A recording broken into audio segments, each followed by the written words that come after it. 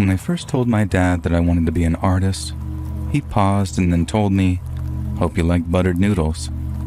It was kind of prophetic in a way because I did end up liking buttered noodles, but what he was really trying to tell me was, be prepared to struggle and starve.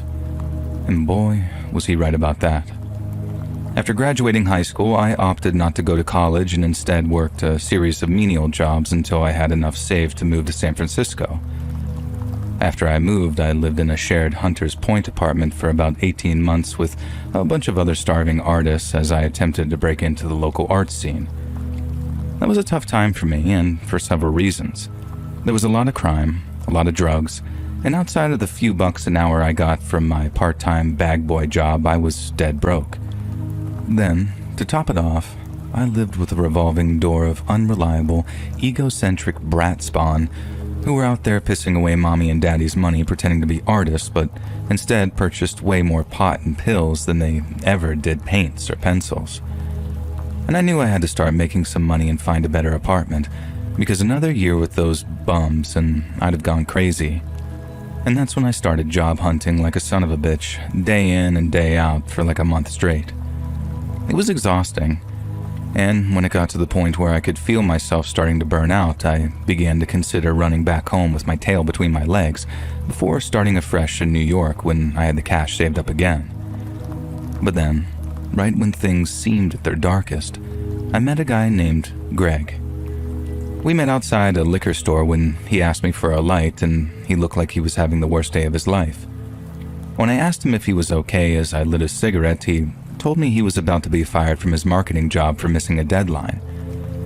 He had a project that was 95% completed, but after an agreement with a graphic designer fell through, he was lacking a collection of potential logos for some financial firm his company had as a client.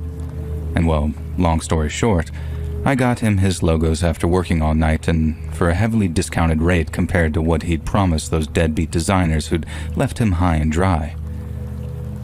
And that was the start of a very fruitful working relationship between me and dear old Gregory. And off the back of it, I finally got to move out of that pigsty I called an apartment and start living like a human being. Once I started making some serious money, I started looking for nicer single-person apartments around Frisco. And I went to view a couple of sweet places, each with their own individual pros and cons, and I was somewhat undecided until I went to check out a place in Mill Valley. All it said in the ad was that it was a one-bedroom, one-bathroom apartment on a shared property, and that's all there was to it. But when I went to see the thing, I realized just how understated the ad had been. The single-bedroom, single-bathroom apartment turned out to be a guest house built on the grounds of one of those Mediterranean revival villas they got out in that neighborhood. You know the kind, all earthy colors with tiles and archways and columns and whatnot. I met up with the homeowner, an older guy in his 50s or 60s who gave me a quick tour of the guest house before the subject of rent came up. When he told me they wanted just $650 a month for the place, I couldn't believe it, because at the time, that was a very reasonable rate for an apartment of that quality. Not suspiciously reasonable by any stretch, but low enough for me to offer a deposit and the first month's rent there and then. The guy definitely seemed a little wary of me, I guess because I seemed so desperate to move in, so he told me he'd think about it and then let me know. And that's when I told him my story, or part of it anyway. I told him I had this one big shot at living my dream, and I couldn't have the gang of nocturnal drug-addicted losers that I lived with currently messing it up for me. I offered him $700 a month, then $750, which cut even deeper into my earnings, but he said he wasn't interested in more money. He said he needed someone quiet, who minded their own business and who paid in cash and on time. I swore on all the saints in heaven that'd be me, that I'd be too busy working to give a damn what was going on in the big house, and that I'd be damned if I'd be throwing any parties in what I'd considered a workspace. If he gave me the apartment, he wouldn't even know that I was there. The only way that he'd know that I was still alive is getting that envelope full of cash on the first of every month, and aside from that, I'd be a ghost. When I was done, he stood there for a moment and thought about it, and then told me to come collect the keys on the first of the month. I could have danced down that guy's driveway, dude. I was elated. I only had to stay one more week in that pigsty in Hunters Point, and then, on the first of the month, my old pal Greg let me borrow his car to move my stuff, and I was out of there. Now, moving my stuff into that guest house felt like a victory parade. I had steady work, a really nice apartment, and in Greg, I'd made a good friend who wasn't a complete deadbeat. Things really seemed like they were looking up for me. But in the words of some old dead philosopher whose name I can't quite remember right now, sometimes the way up and the way down are one and the same. Which I've always considered to mean that sometimes the things that you think are going to improve your life actually make it way, way worse. And so the first few weeks of living in that guest house were like a dream. I didn't bother the owners, they didn't bother me, I had space to work, and I had a nice quiet place to lay my head each night. I saw my landlord maybe 2 or 3 times in those first few weeks, but I never, ever saw his wife. I mean, to the point that I thought maybe that they were separated and she lived someplace else. Then one day, he comes knocking on my door and tells me that he's going away on a fishing trip over the weekend. He's leaving on Friday evening and then coming back late on Sunday night. I tell him, okay, thanks for letting me know, but then before he leaves, he tells me something like, my wife is feeling a little under the weather, so if she starts acting strangely, don't be alarmed. She's just not feeling like herself lately. I was a little surprised that she was even living there, because like I said, I'd been there around 3 weeks and hadn't even seen her once. But still, I thanked him for letting me know, and I told him that I'd help out if or when I was needed. That was midweek sometime. Then come Friday, I saw him packing up his truck with a bunch of coolers and stuff, and then wished him a good weekend as I walked toward the guest house. That night was quiet as usual, right up until about 2 in the morning, and I finished up work with the intention of going to bed. I went to the bathroom to take a whiz, and it's Frisco in the late summer, so I got the bathroom window way open so the place doesn't become a giant condensation trap. And then, as I'm taking a leak, I started hearing something outside which caught my attention. It was only very faint at first, but something about it really grabbed my attention. Then as I listened, I realized why. It was the sound of someone crying, and from what I could tell, it was a woman. I finished up my leak and then walked out onto the step outside my front door, trying to work out where the sound was coming from.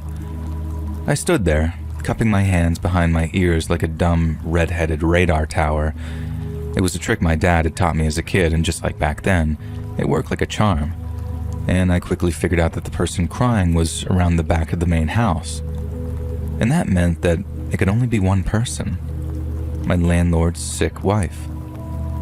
Now, I know my landlord had talked about needing his privacy, and I know he'd already told me about his wife feeling under the weather, but I couldn't just hear someone sobbing like that and not at least go check on them. Then, once I was 100% sure that it was someone crying around the corner where the big house's swimming pool was located, I leaned my head around the brickwork and saw a woman sat on a piece of patio furniture. I didn't want to scare her or anything because she had her head in her hands and hadn't seen me lean around the corner. So I made sure to keep my voice as soft as possible and then asked her if she was okay. I was ready for her to jump up, startled, before maybe running back inside the house. But she didn't. She just sat there, her head still in her hands as she continued to sob. Assuming that she hadn't heard me, I repeated myself, asking something like, "Ma'am, are you okay? Do you need any help?" Only then did she stop crying. But instead of actually acknowledging my presence, the lady turned her head to look at me and just stared.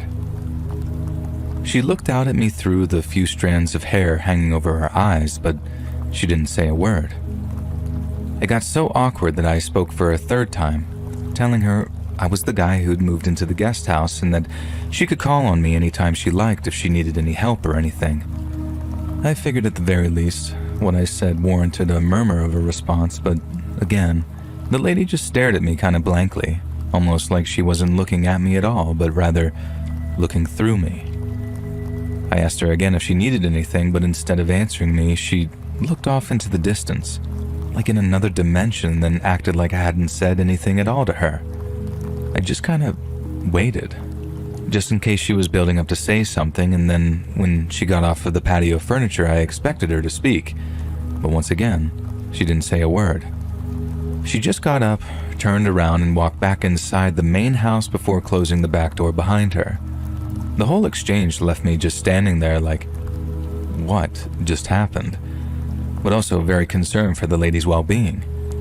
This was also way before cell phones were in everyone's pockets, so there was no contacting my new landlord to let him know what I'd seen. But then, to be perfectly honest, even if I did have a cell phone, I'm not sure that I'd have been all that quick at reaching out to him. He told me on multiple occasions how they needed their privacy, how I wasn't to approach the main house unless it was an emergency. And so, unless it was just that, an emergency, I figured my best option was to keep my mouth shut, because I had already run the risk of the landlord's wife telling him, "That new tenant just came creeping up to me in the middle of the night." I mean, that's not what I did. I only wanted to see if she was okay. But who's her husband going to believe? Me or the woman he's been married to for years? And besides, she was back in the house now, safe as any place really, so I just went back to the guest house and got some sleep. The next day was a Saturday, so instead of working all day and most of the night like I usually would, I decided to head over to some of the bars that I used to frequent in Hunters Point before I moved out. I met up with Greg. We had a few beers and talked baseball and then parted ways around midnight. I got a cab home, then as I'm walking up the driveway towards the guest house, I spot someone standing on the second floor balcony of the main house. Someone I was pretty sure was the landlord's wife. I could only see the outline of her because she's standing in the dark with the light of her bedroom shining on some curtains behind her. But on the other hand, I'm lit up like a Christmas tree because I'm walking up the driveway and activating all the security lights attached to the main and guest houses. And I knew she could see me. Or I mean, if she was paying even the smallest amount of attention to her surroundings, she'd have been able to see me, so just as I'm about to split off toward the guest house, I gave her a little wave just to say hi. I don't know what I was expecting after the night before, but just like then, she didn't move a muscle at first. She just stayed perfectly still. Now this is going to sound harsh, but I remember thinking, Jesus, how creepy is this broad? And I also wasn't about to stand there like an idiot, like I had the previous night, so I just walked off towards the guest house. When the guy said his wife was sick, I figured that he meant that she had a cold or something. But by that point, I was starting to think that she was dealing with something more psychological than physical, and that came with a whole set of other concerns on my part. Say she freaked out and it was up to me to do something. I had no idea how to deal with something like that outside of calling 911, and even then, do I ask for the cops? Do I ask for EMS? I wouldn't know what the hell to have done with myself. But then, in the end, it was her who ended up calling the cops on me. On the Sunday morning, same day my landlord is due to come back from his fishing trip, I left my apartment to go get some creamer from the store nearby when I saw the landlord's wife standing on the front lawn. I figured that I was about to get more of that silent treatment because she had her back to me when I saw her. But then once I got level with her as I was walking up the driveway, she heard my footsteps, then turned around, startled.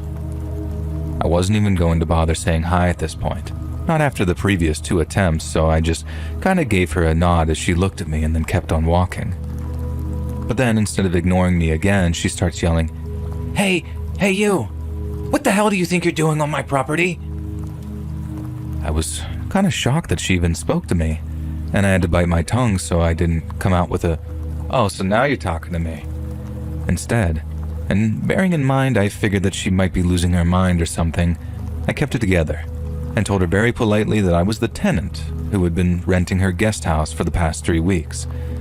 The lady then told me she had no idea who I was talking about, and that if I didn't get off her property, she was going to call the cops.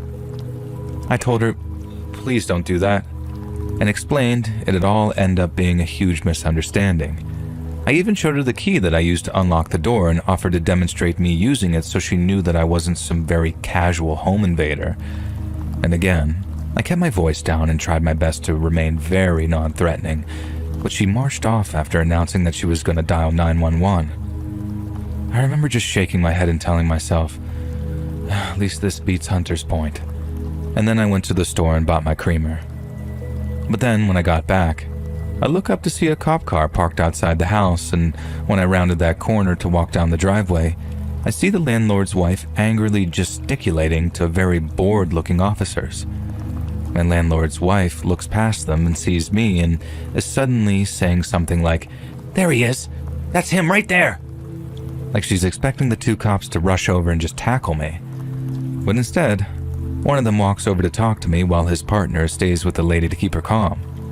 I started telling the cop my story and then showed him how I could unlock the door to the guest house with the key in my pocket.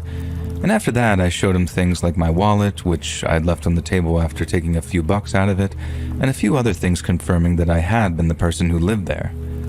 I also mentioned how the landlord's wife had been acting very weird and that I don't go anywhere near the house usually, so I barely see her, and that's where the confusion is all stemming from. The cop then tells me that the lady seemed to be intoxicated, didn't seem to know where her husband was, and was even confused as to what day of the week it was. In light of that, and considering all my stuff seemed to be in the guest house, the two officers gave me the benefit of the doubt and then escorted my landlord's wife back inside her house. I then filled the cops in on where my landlord was and how, since he was returning home that day, his wife wouldn't be alone for much longer. And that seemed to satisfy the two officers, who told me to call them if anything else happened before departing. A few hours later, my landlord arrives back from his fishing trip, and I caught him in the driveway to tell him what had happened with his wife. I didn't tell him that I approached the house, but I did say that I'd heard her crying, and then all the stuff about her calling the cops on me. He didn't seem to react until I mentioned the cops, like he acted as if it was only some minor concern until I mentioned the two officers showing up and how they took a look around the guest house. Then, and only then, did he act like this was a priority, and he promised me that it wouldn't happen again before he stormed off, presumably to confront his wife. Now don't get me wrong, I was glad that he seemed to be on my side in this whole situation, because awkward encounters with his wife for one thing, but her trying to get me arrested was something else. But then, having said that, there was something that really bugged me about the way that he reacted when I told him about the cops showing up. He seemed to act like his wife's behavior was a regular occurrence, as in, he seemed only mildly disappointed. But then when I mentioned the police, his ears pricked up, and his expression changed completely. I get that he'd probably just gotten used to his wife having outbursts or whatever, and that the cops being called represented what you might call an unnecessary escalation. But to me, it seemed kind of fishy that he seemed so uptight about the cops taking a look around his property, even if it was the one that I was renting and not his actual house. And needless to say, things didn't end there. I've been staying in the guest house apartment for around 3 months when Greg came by to pick me up from the apartment. We had tickets to a Giants game, and I was psyched to be going because I loved sports since pretty much forever. And so there's me, jumping into Greg's passenger seat like, "Hey buddy, how's it going?" But Greg, he looks like he'd just seen a ghost. And I say something like, "What the hell's gotten into you?" But he replied to a question with a question, saying something like, "You live in that place?" He was talking about the guest house and main house together, the grounds I mean, so I told him sure, that living in the guest house was a pretty sweet deal. Greg then asked me if I knew the folks who lived there, or more importantly, what happened to the folks who lived there. I told him no, and Greg sighed, and then we drove off toward Candlestick Park, and he told me the story on the way. About 5 years before I had moved to San Francisco, there had been a high-profile missing persons case involving the daughter of a wealthy pharma rep. One day, she told her parents that she was going to walk down to the local park and then never came home again. They called the cops the day afterwards after calling around to all her friends' houses, but they couldn't find any witnesses whatsoever that had seen her anywhere near the park that day. It was like she disappeared into thin air. The girl's heartbroken parents held a bunch of press conferences outside their home for the benefit of local news. In each one, they begged people to come forward with any information they might have, saying that someone must know where their daughter is and what happened to her on the day she vanished. Greg, being a local, had seen some of the many news reports, and with him being a high school senior at the time, it had a profound effect on him and his friends at school. because the missing girl had been the exact same age group as them, a high school senior. So when he pulled outside the house that afternoon and looked out of his window at it, he knew he recognized it from somewhere. He just couldn't think where. Then by the time I'd climbed into the passenger seat, he remembered where he'd seen it before. It had been in those press conferences. The missing high school girl was my landlord's daughter. As you can imagine, learning all that meant our baseball game had something of a dark cloud hanging over it, and we spent almost the entire game talking about the missing girl, my landlady's wife, and how it all made horrible and sudden sense to me. The wife wasn't nuts. I mean, she might have been going nuts, but all the crying and the standing on the balcony, staring into the night, she was just broken by grief, and from the way that she was acting, was probably stuck at the bottom of a bottle, be it booze or pills or whatever she was using. Greg told me the girl had never been found, but after 5 long years and not a single clue as to where she went, pretty much everyone assumed that she'd been murdered by a suspect who was later given the name the Golden State Killer. Everyone hoped that she'd just run away from home and she'd show up one day for some delayed but happy ending. But deep down, everyone suspected otherwise. Something terrible had happened to that girl and she was never coming home. I felt terrible for the landlord and his wife, and I wish I'd known earlier so I didn't treat the wife like she was just some crazy old coot. But looks, as they say, can be very deceiving. A few weeks after I found out all that stuff about their missing daughter, I noticed my shower was on low pressure, and since it happened to be the same day my rent check was due, I figured I'd walk over to the house, deliver my rent check, and let the landlord know about the water pressure at the same time. So I grab the check, and I walk over there, but then right as I'm about to press their doorbell, I hear the landlord having an argument with his wife about something, and they are screaming at each other. I hear the husband yelling something about how his wife is always feeling sorry for herself, and he goes off like that for a few seconds before I hear his wife scream something back like, "I wouldn't be like this if it wasn't for what you did." My landlord then responds with, "What I did? What I did? Are you forgetting it was you who got us into this mess in the first place?" And that was the point where I was like, okay, I really shouldn't be listening to this. And I walked back to my apartment, wrote a note about the water pressure on the back of my rent envelope, and then went back to the door to slide it under it. When I did, there was no more yelling, so I figured that they were just done with her fight and then went back to my day as usual. Not long after, I mentioned to Greg that I was thinking about trying to find a new place. He told me that that didn't surprise him at all, and that to him, it wouldn't be a tough decision in the first place. But that was real easy for him to say because he didn't have to live with the reality of this situation. I figured that the only reason my landlord was renting out his guest house was because they needed the money, and because most people in the city were aware of the tragedy they suffered. They must have had a hell of a time trying to find the vacancy until my ignorant ass strolled up their driveway and just said, "Oh wow, isn't this a nice place?" If I just walked out on them, God knows what kind of financial difficulties that might leave them in. I mean, I know it's just a few $100 a month, but they were older folks, and sometimes that kind of money makes all the difference in retirement, or if you got a sick wife who needs taken care of. I knew I'd feel like a bag of crap just leaving them like that, but at the same time, I wasn't sure how long I could go on living with them. It was like there was this very dark cloud hanging over the house, the same one that followed me home from the game that afternoon. And then, if I'm allowed to swap metaphors for a second, there was the ticking time bomb element to it as well. Whatever that lady was taking to manage her grief, she was either taking too much or not enough, and the way that they were fighting with each other made me think that it was only a matter of time before something happened. I had no idea what that something might be, but you knew it was coming, and when it did, I sure as heck didn't want to be there when it went down.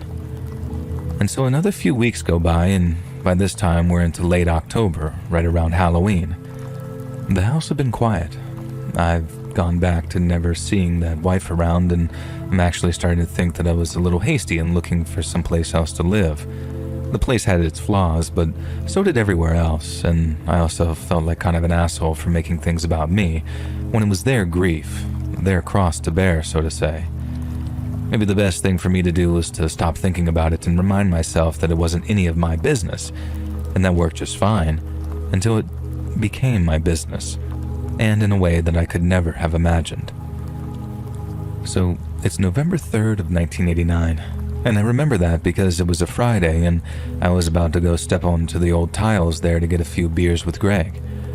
I finished work at around 4 p.m., took around 15 minutes to get ready, then as I step out of the guest house and start walking down the driveway, I see a whole bunch of cops turn onto the driveway and start walking in the direction of that big house.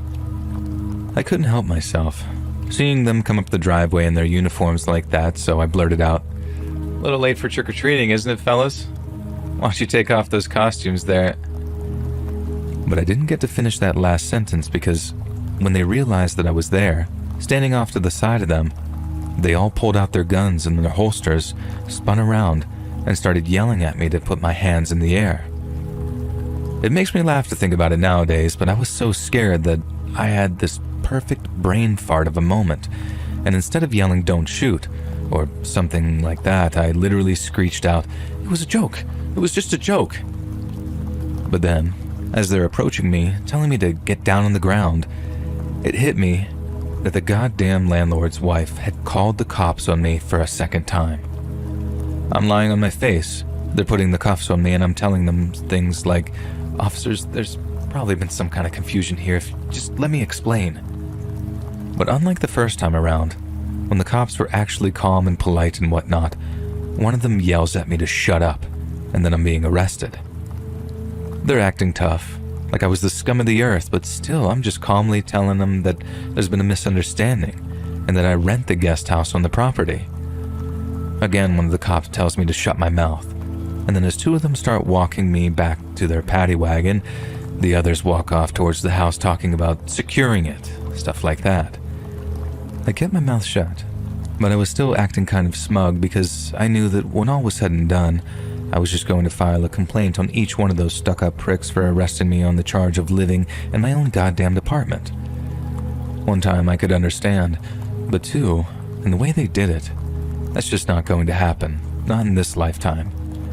Now anyways, they take me down to the old Mill Valley Police Precinct, and I'm still 100% sure that they're arresting me by accident.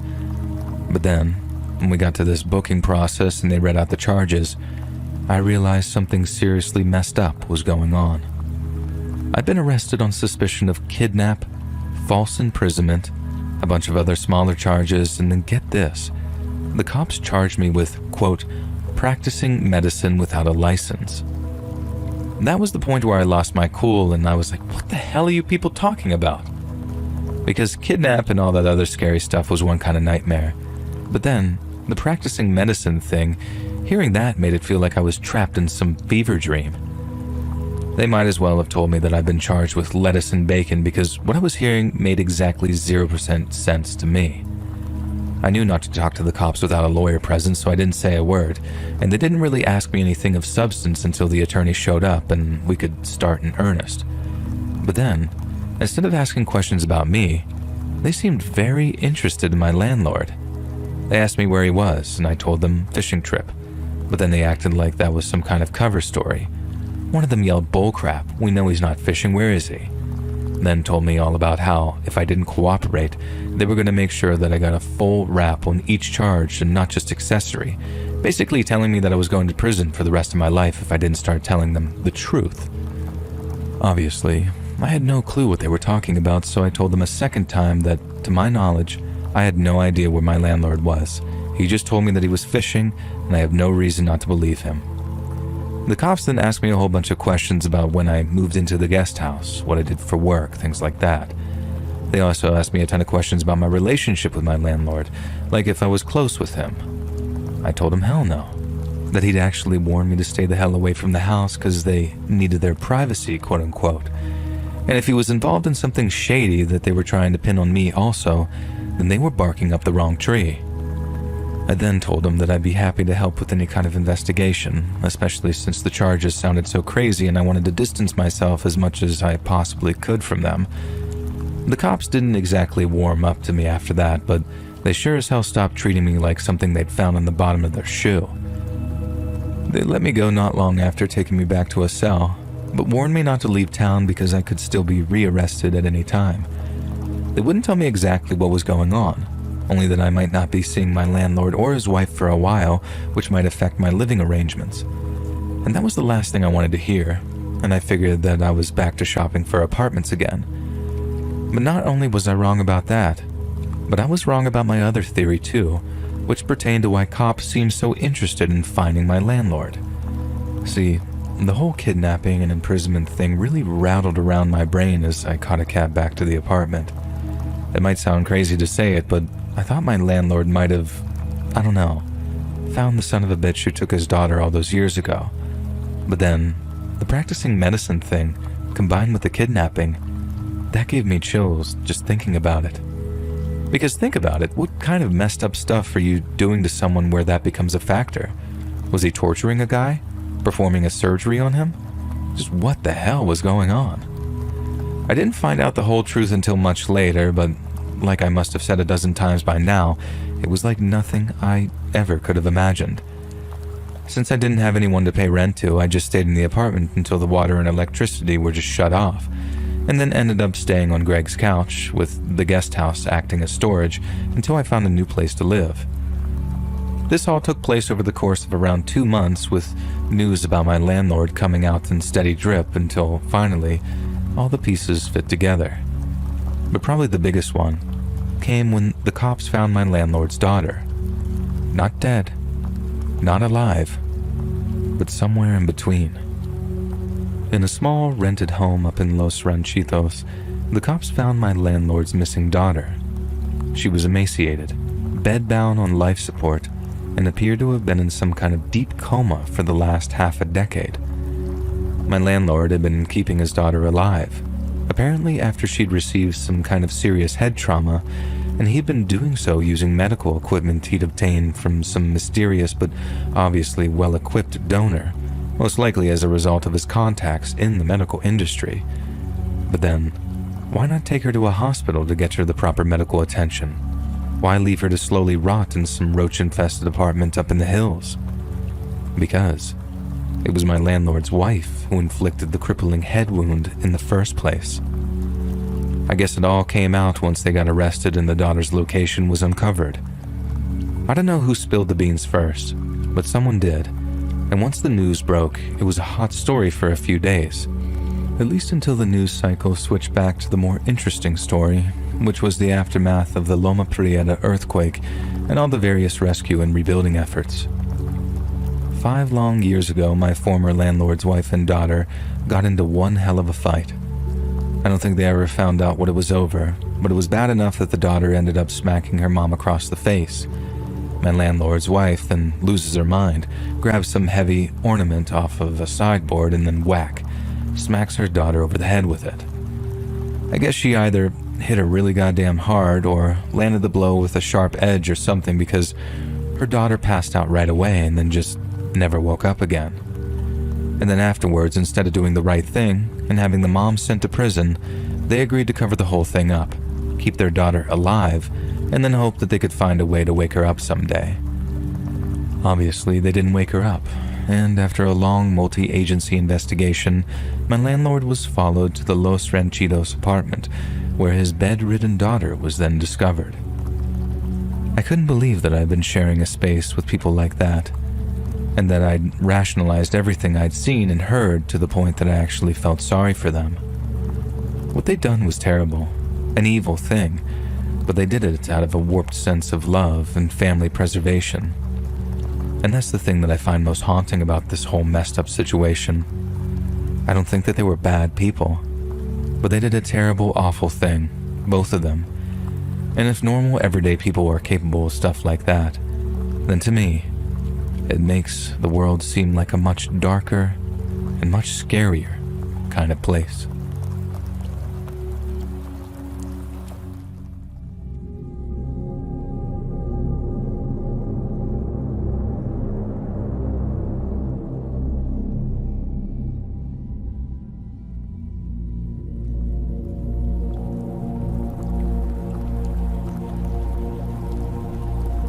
Back in the late summer of 2009, I was just about to start graduate school and I had to find myself a new flat for the coming year.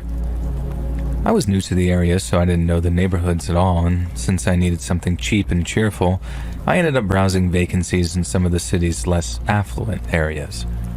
Some of the listings were frankly terrifying, and I'm surprised the landlords had the balls to even really advertise them. Others, however, were considerably more livable, or at least they appeared that way thanks to some carefully chosen angles and a lot of window shots. Over the course of a week, I'd booked 10 different viewings, and by the end of the third day, I was on the verge of an emotional breakdown. A playful exaggeration on my part, of course, but honestly, it was just so draining. I'd been to 6 of the 10 viewings that I had lined up, and each and every one had been a complete letdown. The places were either riddled with mold, obnoxiously close to a restaurant or bar, so that they stank of old chip oil and cigarette smoke, or they were the size of a friggin' shoebox. And luckily, my next viewing, which was late in the afternoon the following day, was with a landlady that had advertised a females-only listing. The pictures of the place made it seem quite nice, and I was very attracted to the idea of living in a segregated space because of the added security it'd bring. I know maybe to some of you that might sound a little bit cynical, and I'm well aware it's not all men who pose a problem, but in the context of what I'm about to tell you, I refuse to apologize for my cynicism, or as other girls might phrase it, realism. Some guys are just creeps. It's a fact of life. So the idea of living with just girls in a shared house was massively appealing. But then, that'd be massively appealing to just about any girl moving to or living in London. Surely getting a viewing appointment would be impossible. But then, it wasn't. I got one within a few days, which I thought was me getting lucky. But really, that should have been my first red flag. I was just way too optimistic to see it. The next day, as I got the bus over towards Camden, I remember being this mix of excited and nervous. I had so much faith in the place, and I texted with the landlady, a woman named Jan, so I was confident that it was going to be a decent place. But then at the same time, I'd been let down so relentlessly over the past few days that I had this looming sense of dread as I got closer and closer to my stop. At the time, I thought it was just residual trauma from being continually disappointed, but now, I'm starting to think it was more like a kind of spidey sense. And so I got off the bus and immediately texted Jan to let her know that I was nearby, which she'd asked me to do because she said that she was really busy and might need a reminder. She texted me back almost right away, but when I expanded the message notification, I saw it was a lot more than just a simple okay or thanks, see you soon. It said something like, "Hi, I've been terribly busy, so my brother-in-law will be there to let you in and show you around." So much for female only, right? I thought that was the whole selling point. But then I understood that Jan was probably a very busy lady if she owned several properties all over London, so I wasn't about to throw my rattle out of my pram over one little thing like that. And so, off I went to meet up with Jan's brother-in-law and to view what could potentially be my brand new home. So I got there, and the flats were in a unit above a line of shops. I'd been instructed to knock on the door, and so I did, and when the door opened, I saw Jan's brother-in-law standing in the threshold. He looked weird, and that's putting it nicely. And the way he looked at me in the first moments we made eye contact made me feel a lot less comfortable than I did before. I mean it when I said that I'm not some man-hater, but I wasn't at all pleased about having to deal with a man in the female-only flat complex, especially not since he was giving off these creepy vibes. If that was any other circumstance, and there's no way I'd have stepped into an empty room with that guy, but I'd pinned almost all my flat-finding hopes on this place, so I put on a brave face and a polite voice, and then stepped inside and followed him to the flat. As soon as we stepped inside, my heart sank. It wasn't remotely like it was advertised, not just because it already looked like there was someone living there, but I'm pretty sure the pictures weren't even the same place. I asked Jan's brother-in-law when the current tenant was due to vacate, and my heart sank again when he said something like, "Well, yeah, that's the thing. The property we're going to show you it's been taken off the market, and this is the only one we've got available for you in this area, and it's a shared unit." And that was all very disappointing to hear, devastating even, but the thing that mattered most was securing somewhere to live and making sure it was female only. Potentially I could cope with a new flatmate, so long as she was a girl, but when I asked the guy if the current tenant was female, he literally ducked the question. I asked him, plain as day, "Is it still an all-female occupancy?" And he responded with, "If you'd follow me this way, I can show you the vacant bedroom and attached bathroom." Then he just trotted off like I hadn't asked him anything and opened up the bedroom. I followed him, thinking I might as well have a look at the room, and while it wasn't actually all that bad compared to some of the others I'd seen, he still hadn't answered my question about the unit being female only. I had to look around the bedroom and remained polite as I asked him once again if the unit was female only or not, and the man sort of wiggled his head and made a face that said he wasn't sure, and then said he'd have to contact Jan to make sure because he didn't know off the top of his head. I was starting to get really annoyed, but I kept my cool as he asked if I wanted to see the attached bathroom. I was literally on the verge of just saying no when he stepped forward and opened up the door. Then as he did, I was hit with this truly revolting smell. It was so bad that I winced, and I know the guy saw me wince from how rank the smell was, so when I said, "No thanks, I think I'd like to have another look at the kitchen," I'm pretty sure that he knew that I was lying, unless he really was as stupid as he looked. Honestly, I just wanted to get away from the smell, and I didn't care at all what the kitchen looked like when the bathroom bloody stank, so I was actually just going to walk towards the front door and see myself out after a brief and very passive-aggressive word of thanks. But then, as I walked, something clicked about all the stuff that was left around the flat. By that point in my life, I'd lived with girls and only girls, even from when I was a kid. My dad wasn't around and it was just me, my sister, and my mom. Then, when I left for uni, I only lived with girls there too. And not to be too crass, but I knew what boys' bedrooms look like too, and that's what clicked in my head as I walked through the last flat. It looked like a man lived there. And of course I knew that it was a man living there because the guy wouldn't answer my bloody question, but it seemed like a certain type of man lived there. And this is where I made a huge error of judgment. I put it down to the continual disappointment and the stress of thinking that I was going to be forced to pick some absolute crap house to be miserable in for the next year plus. But when I realized that it wasn't just any old man living there, but the one currently showing me around, it all started falling into place for me. I got out my phone, called Jan's number, and as the guy followed me out of the bedroom, his phone started to ring in his pocket. I wasn't supposed to have his number, was I? He was just supposed to be meeting me there, so having the phone that Jan was texting from start ringing in his pocket, that confirmed all my worst suspicions about this man. And he knew it too. He knew I'd rumbled him, and I wish that I was wearing a bloody GoPro because the look on his face was one I wish that I had framed as a picture hanging in my bathroom. I think that's the other thing that did it too.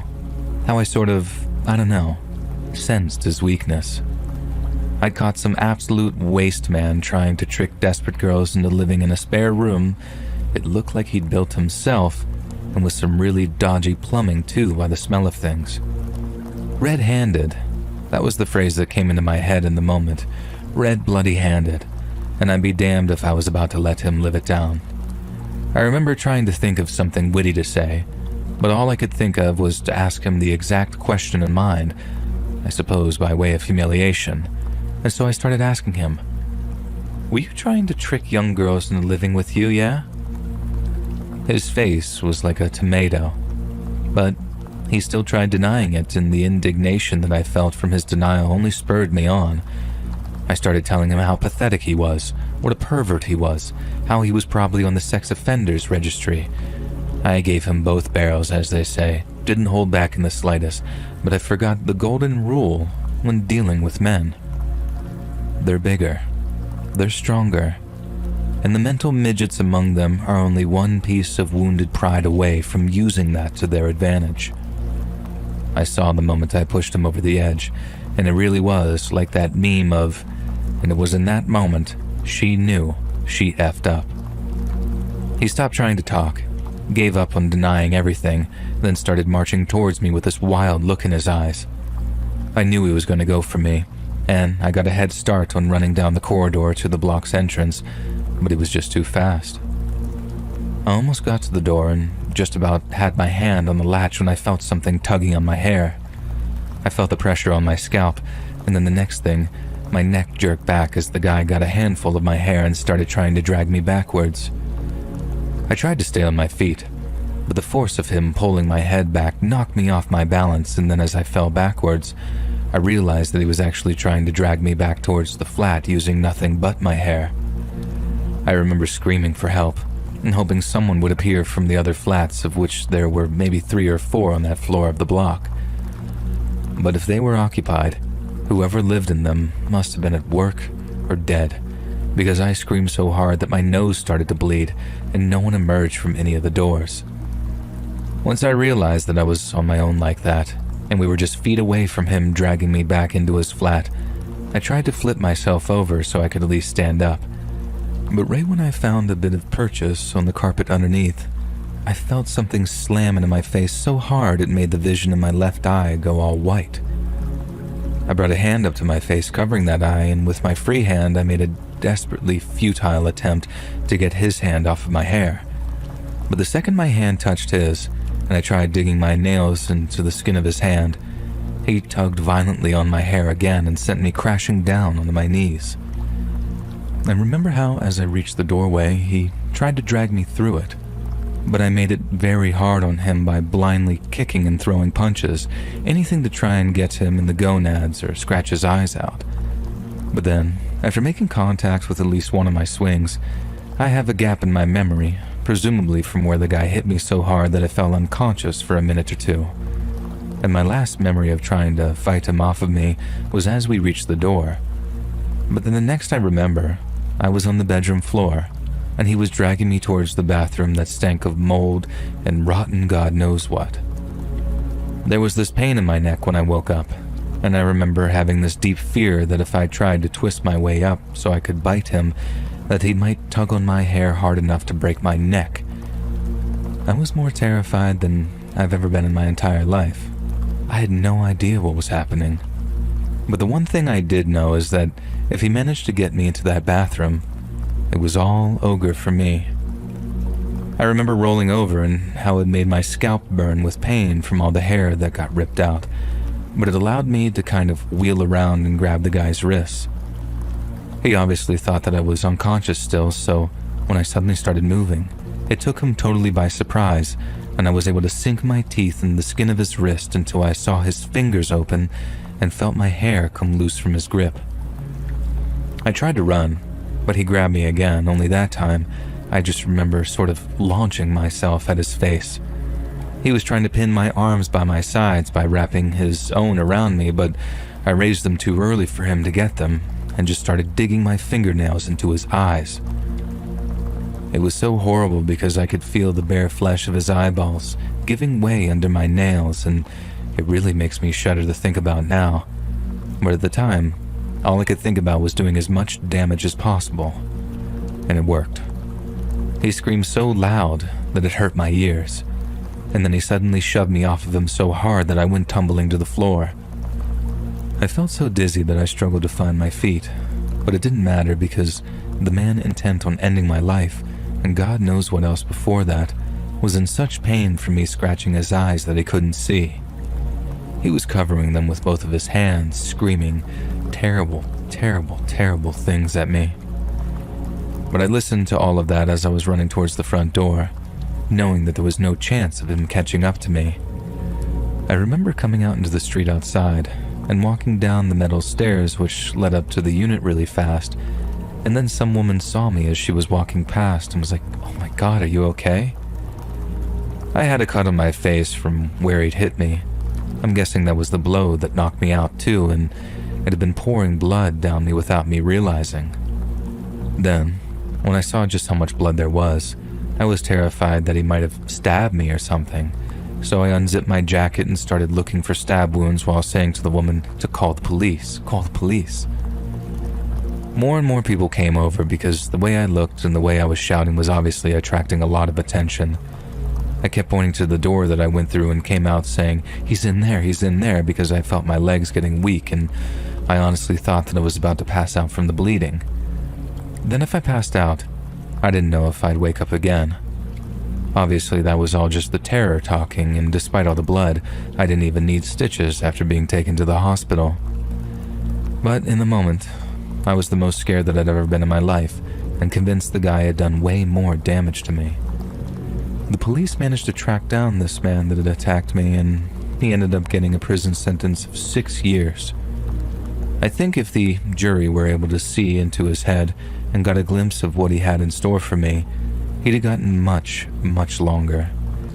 But sadly, that's not how the law works here, and as much as I have my own trauma as a result of what had happened, my worst fear is that he'll get his chance to do it again, sooner rather than later.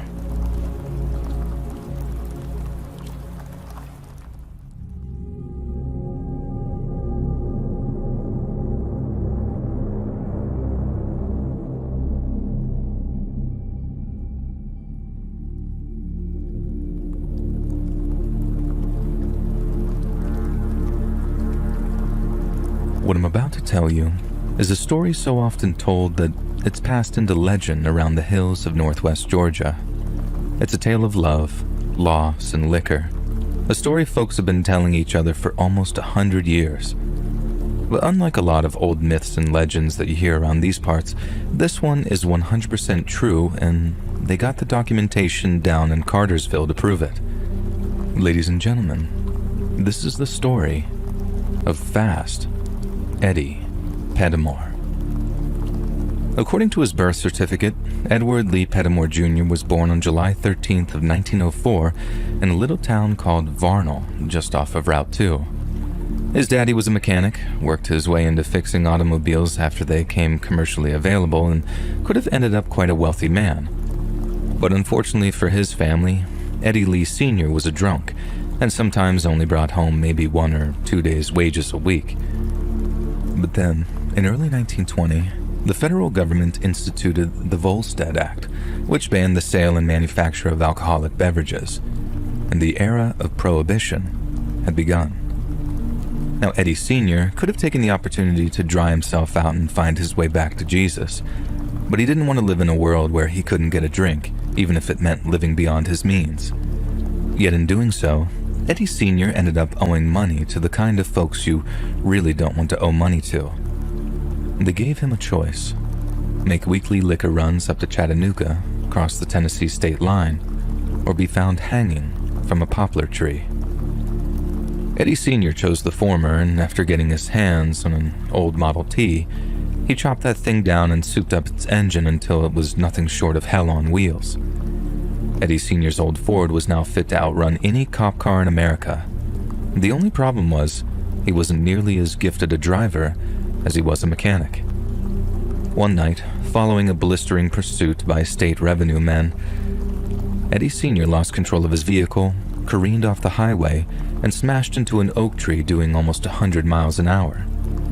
The revenue men following him didn't bother trying to put out the fireball. They let that bootlegger burn, and then simply waited to see who showed up missing. The crash left 17-year-old Eddie Jr. and his mama, a lady named Mary, with only one way of providing for themselves, and that involved Eddie Jr. approaching the bootleggers and offering to work on their automobiles. You see, to Eddie Jr., his dad had always been his hero, because from where he was standing, his deadbeat lush of a father had one day cleaned up his act, at least partially anyway, and had suddenly started bringing home hundreds of dollars a month.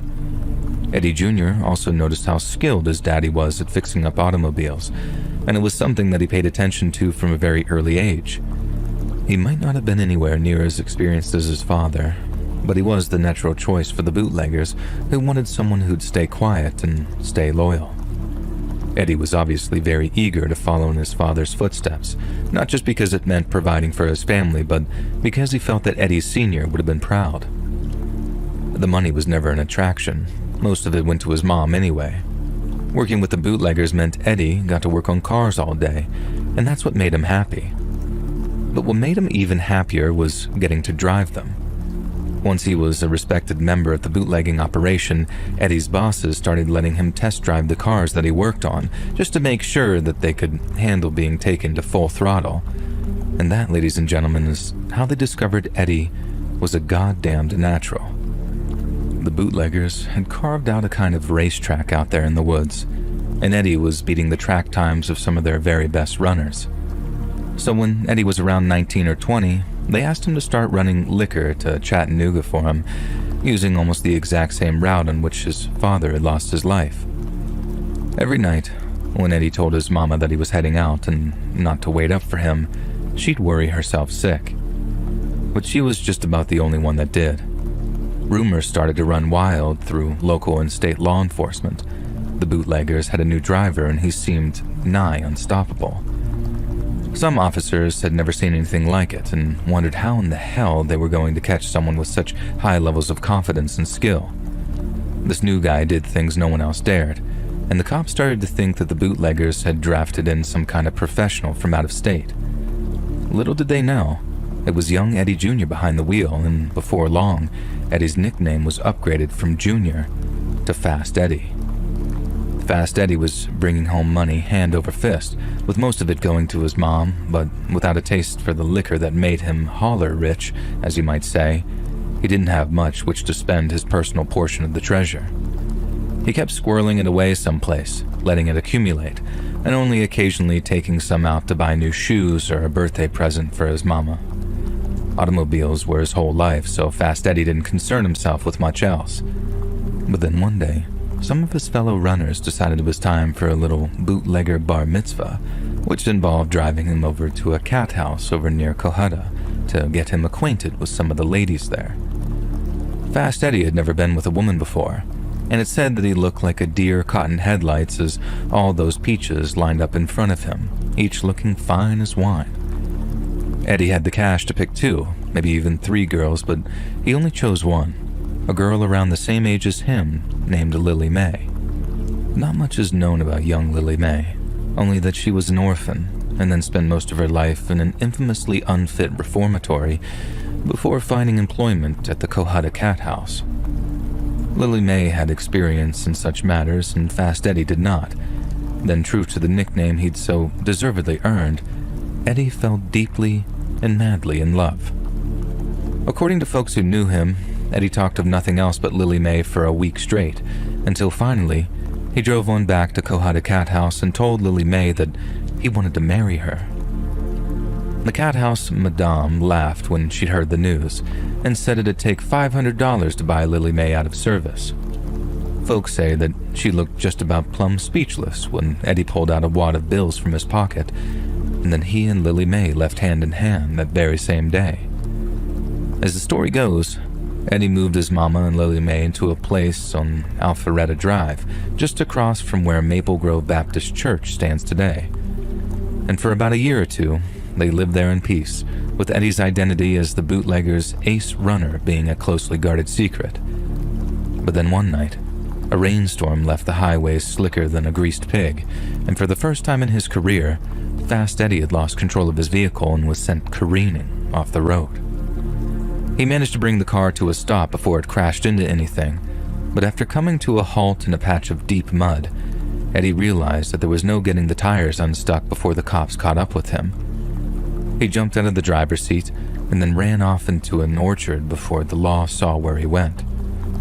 Once he was at a safe distance, Eddie stopped, caught his breath, and reflected with relief on what a close call it had been. At least until he remembered that he'd left something behind. Because stuck to the dash of the old Model T stock car was a photograph of his darling Lily Mae. Fast Eddie knew that he had to go into hiding, because now the county sheriff knew where he lay his head, and that same county sheriff happened to be the meanest son of a bitch this side of the Mississippi. Sheriff William Little Bill Harding was the grandson of a South Carolina slave catcher who ran for the hills come the end of the Civil War. Then his father had been a lawman who went by Big Bill.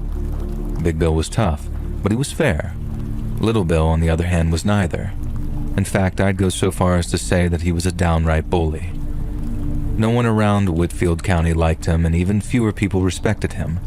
But folks learned quickly that to anger Little Bill, or even worse, to bruise his ego, was to invite a world of hurt upon yourself. By that point, Fast Eddie had been humiliating the law for years on end, So when Little Bill found out who'd been driving those stock cars and making them look like jackasses for so long, he was ready to rain fire and brimstone down on old Fast Eddie Pettimore. Sheriff Harding and his boys showed up to Eddie's place at the break of dawn and turned the house upside down in the hopes of finding him. They trashed the place, terrorized his wife and mama, but Eddie had long since departed. He was still doing liquor runs for his bootlegging buddies, and he still stopped by the house from time to time. But where he lay his head and where he kept his money remained a mystery to the county sheriff, as well as the state revenue men who were breathing down his neck. Night after night, Harding and his boys patrolled the highways northwest of Georgia, waiting and watching for any sign of Fast Eddie. Then in the twilight of a summer's evening back in 1924, two of Harding's pursuit vehicles were involved in a high-speed crash. One of his deputies lost his life. Eddie saw the crash unfolding behind him and he knew it was a bad one, but he kept on driving towards the state line and made his delivery all the same. According to the bootlegger's routine, Eddie would make the delivery to Chattanooga in one vehicle and then return in another, much less conspicuous one, and never via the same route. This meant that he didn't return home until daylight the next morning, at which point he'd retire to his hideout to sleep until late afternoon. But upon his return to Whitfield County that morning, Fast Eddie had a bad feeling in his gut and decided to stop by the house to check on his mama, as well as his sweetheart, Lily Mae. Whenever Eddie rolled up to the house in the morning following a run, he'd always smell the fixings of a hearty southern breakfast. There'd be the aroma of sizzling sausage and bacon fat floating on the breeze, maybe the sweet scent of fried apples in there too. But on this particular morning, all Fast Eddie could smell when he opened up the door of his mama's house was the sour, metallic stink of spilled blood. Eddie's mama was nowhere to be found. But in the bathroom, lying in a white porcelain tub now stained with her blood, was the dead body of his darling Lily Mae. Her head had been bashed in with one of Eddie's lug wrenches, and sitting on a nearby bath mat was a note that simply said, "I didn't mean to hurt her," signed Edward Pettimore Jr. Little Bill Harding had avenged his fallen deputy, and in doing so, had framed Fast Eddie for the murder of his one true love. Eddie was accustomed to being a wanted man, but with word spreading that he was Lily Mae's killer, the young bootlegger had no idea who he could and could not trust. I've also no doubt that Sheriff and his boys anticipated some kind of retaliation. Hell, maybe some of them were even a little scared. But as the days went by and there was no sign of Fast Eddie on any of Georgia's highways, local lawmen started to believe that he'd simply turned tail and fled. Although not everyone believed that Eddie murdered Lily Mae, enough people bought it for him to lose his status as a plucky folk hero, and without being able to hide among the sympathetic, Eddie had no choice but to go on the run. Many months later, on a lazy Sunday afternoon, a couple of deputies were sitting in the Varnell Sheriff's Department when a car pulled into the parking lot and started honking its horn. They weren't expecting anyone, so they figured the honking was for someone in the city office on the other side of the parking lot. But then the driver kept honking, and honking, and honking, until eventually, Sheriff Harding barged out of his office and ordered the two deputies to silence the driver under pain of arrest. But when the two deputies walked outside, they saw the car idling in the parking lot, and that it was no ordinary vehicle. It was a stripped-down Buick Master 6, refitted with a state-of-the-art V8 engine, and sitting in the driver's seat was Fast Eddie Pettimore.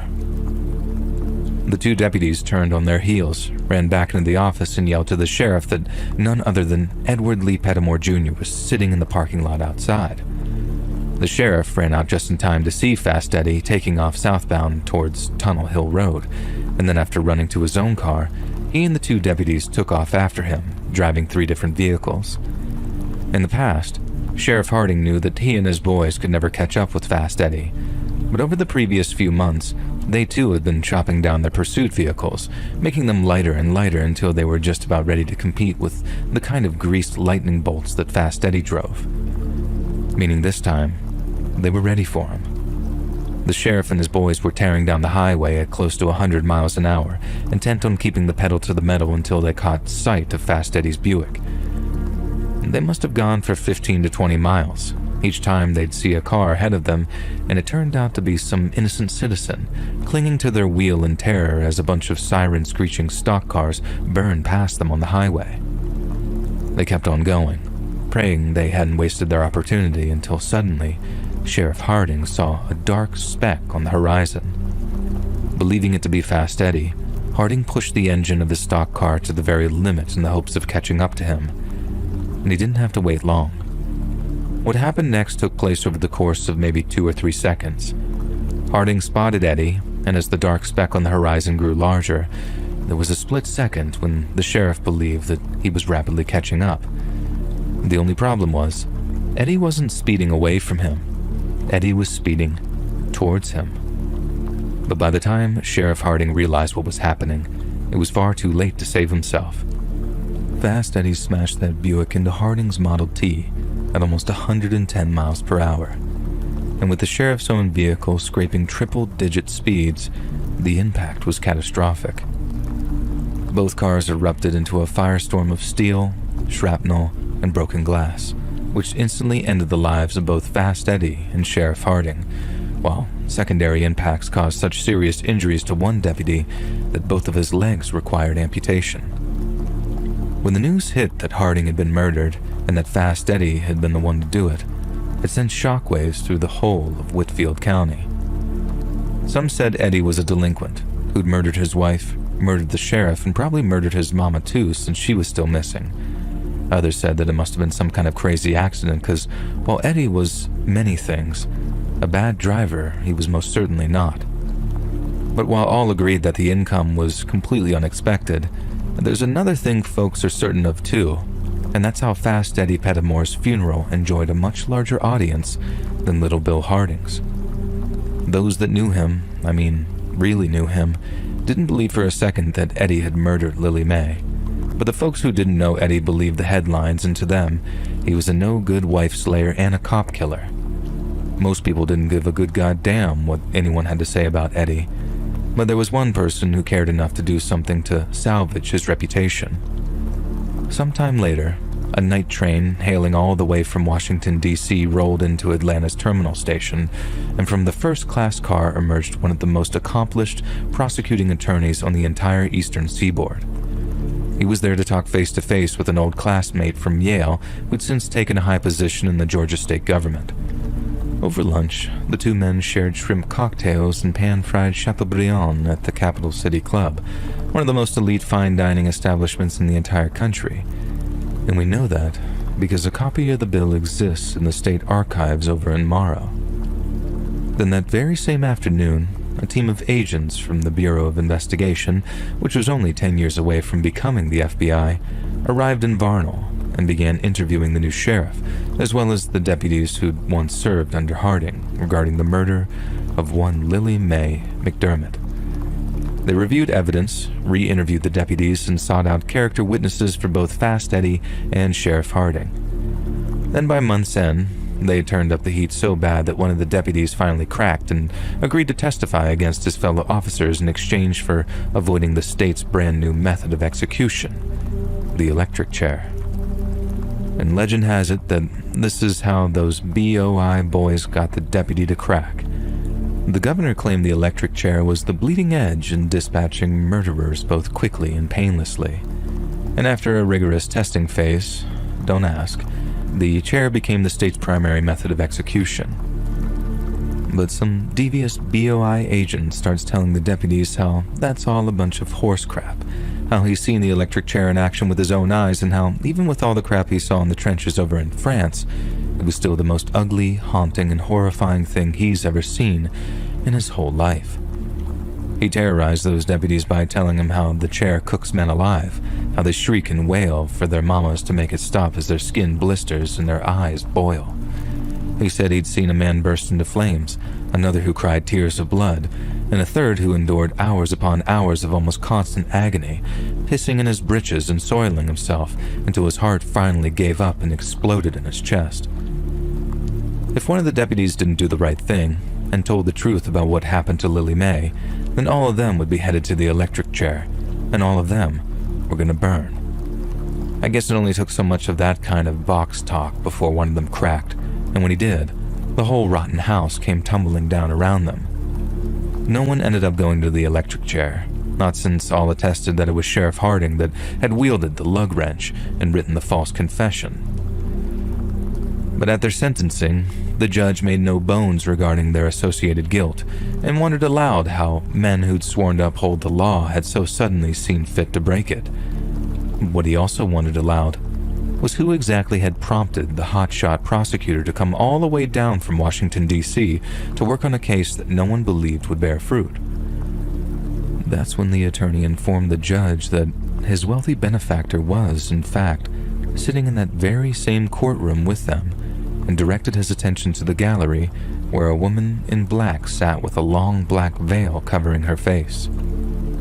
As the court turned to look at her, the woman lifted her veil, and although not all those in attendance recognized her, the revelation drew gasps from those that did. It was the widow, Mary Pettimore, Fast Eddie's grieving mother. Much like her son, Mary had lived frugally, especially considering that she was sat on a nest egg of almost $500,000, which would be worth almost $10 million in today's money. Her attitude to it was very much easy come, easy go. So instead of spending it and risking alerting people to her family's vast hidden riches, she let the cash pile up for years on end, until the day arrived when she finally had a reason to spend it. And spend it she did. And that's how she ended up in D.C., greasing the wheels of power with all her accumulated wealth, until she found herself sitting in the office of that hotshot prosecutor who brought the hammer down on the Whitfield County sheriffs. She tasked him with clearing the name of her first and only child, and it was a task that he went on to accomplish with style. It meant a lot to those who cared, but in the grand scheme of things, it didn't really change much. Those that loved Eddie carried on loving him, and those that didn't carried on doing just the same. Little Bill Harding was now officially a murderer, but he was dead. Hated in life, and then hated in death, and Eddie was dead too. The news hit state law enforcement hard, but it made barely a ripple in Whitfield County. It's not like the sheriff's department wanted to go hollering about what had happened, and there was no official apology or anything, not like there would be if it happened today. I guess that's why folks started telling this story in the first place, so people really know what happened between Fast Eddie, Little Bill, and Lily Mae. Because a man doesn't die when he passes away, not really. His true death comes when there's no one left to remember him, and that final memory of him flickers out, and he's forever forgotten.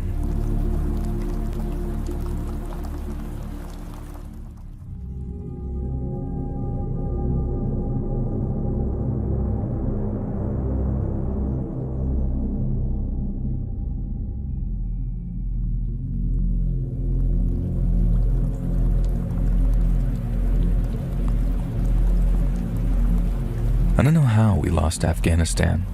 As a former Army officer who served for 14 years with the 503rd Infantry Regiment, I feel like I should be able to provide some kind of cogent answer to the question of how one of the largest and most technologically advanced militaries on the planet just turned tail and ran one day. But I can't. And over the next decade, you're going to see 100 different books, movies, articles, documentaries, and TV specials, all attempting to explain what happened during the summer of 2021. They'll talk about how rumors of a Taliban troop build up boar fruit, how they captured town after town as they slowly surrounded Kabul, and how what started with innocent Americans falling from the 100th floor of One World Trade Center ended with innocent Afghans falling from the wheel wells of a soaring C-17. But it'll take a long, long time to be able to piece it all together and properly explain how the finest fighting force the world has ever known managed to snatch defeat from the jaws of victory. That's something I could never hope to achieve on my own. But what I can do is tell you how the United States managed to lose one very specific district nestled up in the mountains of Kunar province, named Asadabad. Asadabad is the smallest of Kunar's 16 administrative districts and consists of a small village from which it derives its name, along with a 50-mile-long strip of flat, fertile valley carved out by the Kunar River. It's home to around 35,000 people, a third of which live in the village while the rest are scattered around the valley floor in mud brick compounds that are almost 1,000 years old. It's a pretty unremarkable place in eastern Afghanistan, and if you don't know what I mean by that, think crystal clear blue skies, stunning semi-alpine vistas, and grinding subsistence poverty. But what did make Asadabad remarkable was the fact that its district center was only 7 miles away from the Pakistani border, which made it a major smuggling route for the Taliban's weapons as well as its opium. I know those guys waged a major PR campaign after they took over and made a big deal out of eradicating Afghanistan's poppy fields to show how anti-vice they are. But when they needed money for weapons and ammunition, the Taliban had no problem allowing opium traffickers to ply their trade, just as long as they got a tasty cut of the profits via the heavy taxes they imposed. They made a lot of money that way too.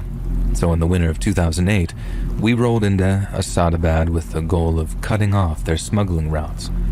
The first problem we encountered was that Asadabad's chief of police was corrupt to the core. He was taking money from the Taliban to keep his officers away from certain areas. He was taking money from the smugglers to turn a blind eye to their operators. He was also taking money from a group of guerrillas turned gangsters called the Haqqani Network. But try as we might, we could never figure out why they were paying him, only that they were. And so the first thing on the agenda was finding a replacement. The 503rd might have been responsible for the combat and supply end of things, but all of the civilian administration fell under the jurisdiction of the Department of State. The DOS had an HQ over in Kabul, and every so often, they'd fly over a representative on a Chinook to liaise with our battalion commander. And then one day, the DOS Chinook touches down at our battalion HQ, but the representative isn't alone. He brought the chief of police's replacement with him, and his name was Najibullah. Chief Najibullah belonged to a large family that, for reasons that were never fully explained to us, had been kicked out of Asadabad many years earlier by the Taliban. Najibullah and his boys hated those guys, and we were very confident that they'd perform better than their predecessors, who had melted away whenever the Taliban launched attacks. Then, with more of the Taliban's fighters tied down in Asadabad, it would be much easier for the teams of Green Berets to swoop in on the smugglers' transport routes and choke off the enemy's largest source of revenue and supply. At least, that was the plan. But whenever I think of plans these days, I'm reminded of a poem that I had memorized back at West Point. But little mouse, you're not alone, and proving foresight may be vain. The best laid plans of mice and men go oft awry, and leave us only grief and pain. For the first couple of weeks, Najibullah and his boys performed exactly as expected, and they were a huge upgrade compared to the police officers the previous regimental combat team had worked with. Having our Afghan National Police officers actually doing their jobs added a very fragile but much-needed layer of security to the district, which meant the Taliban started to have problems maneuvering, evacuating wounded fighters, and getting ammunition to their key firing points during firefights. As you can imagine, that made our offensive operations run much smoother and meant that we finally started to make some serious progress in terms of stopping the flow of weapons and opium going back and forth across the border with Pakistan. Najibullah was tough, and he had an ego about him, but the effect that he had on our area of operations was phenomenal. And so for a while, we were all his #1 fans.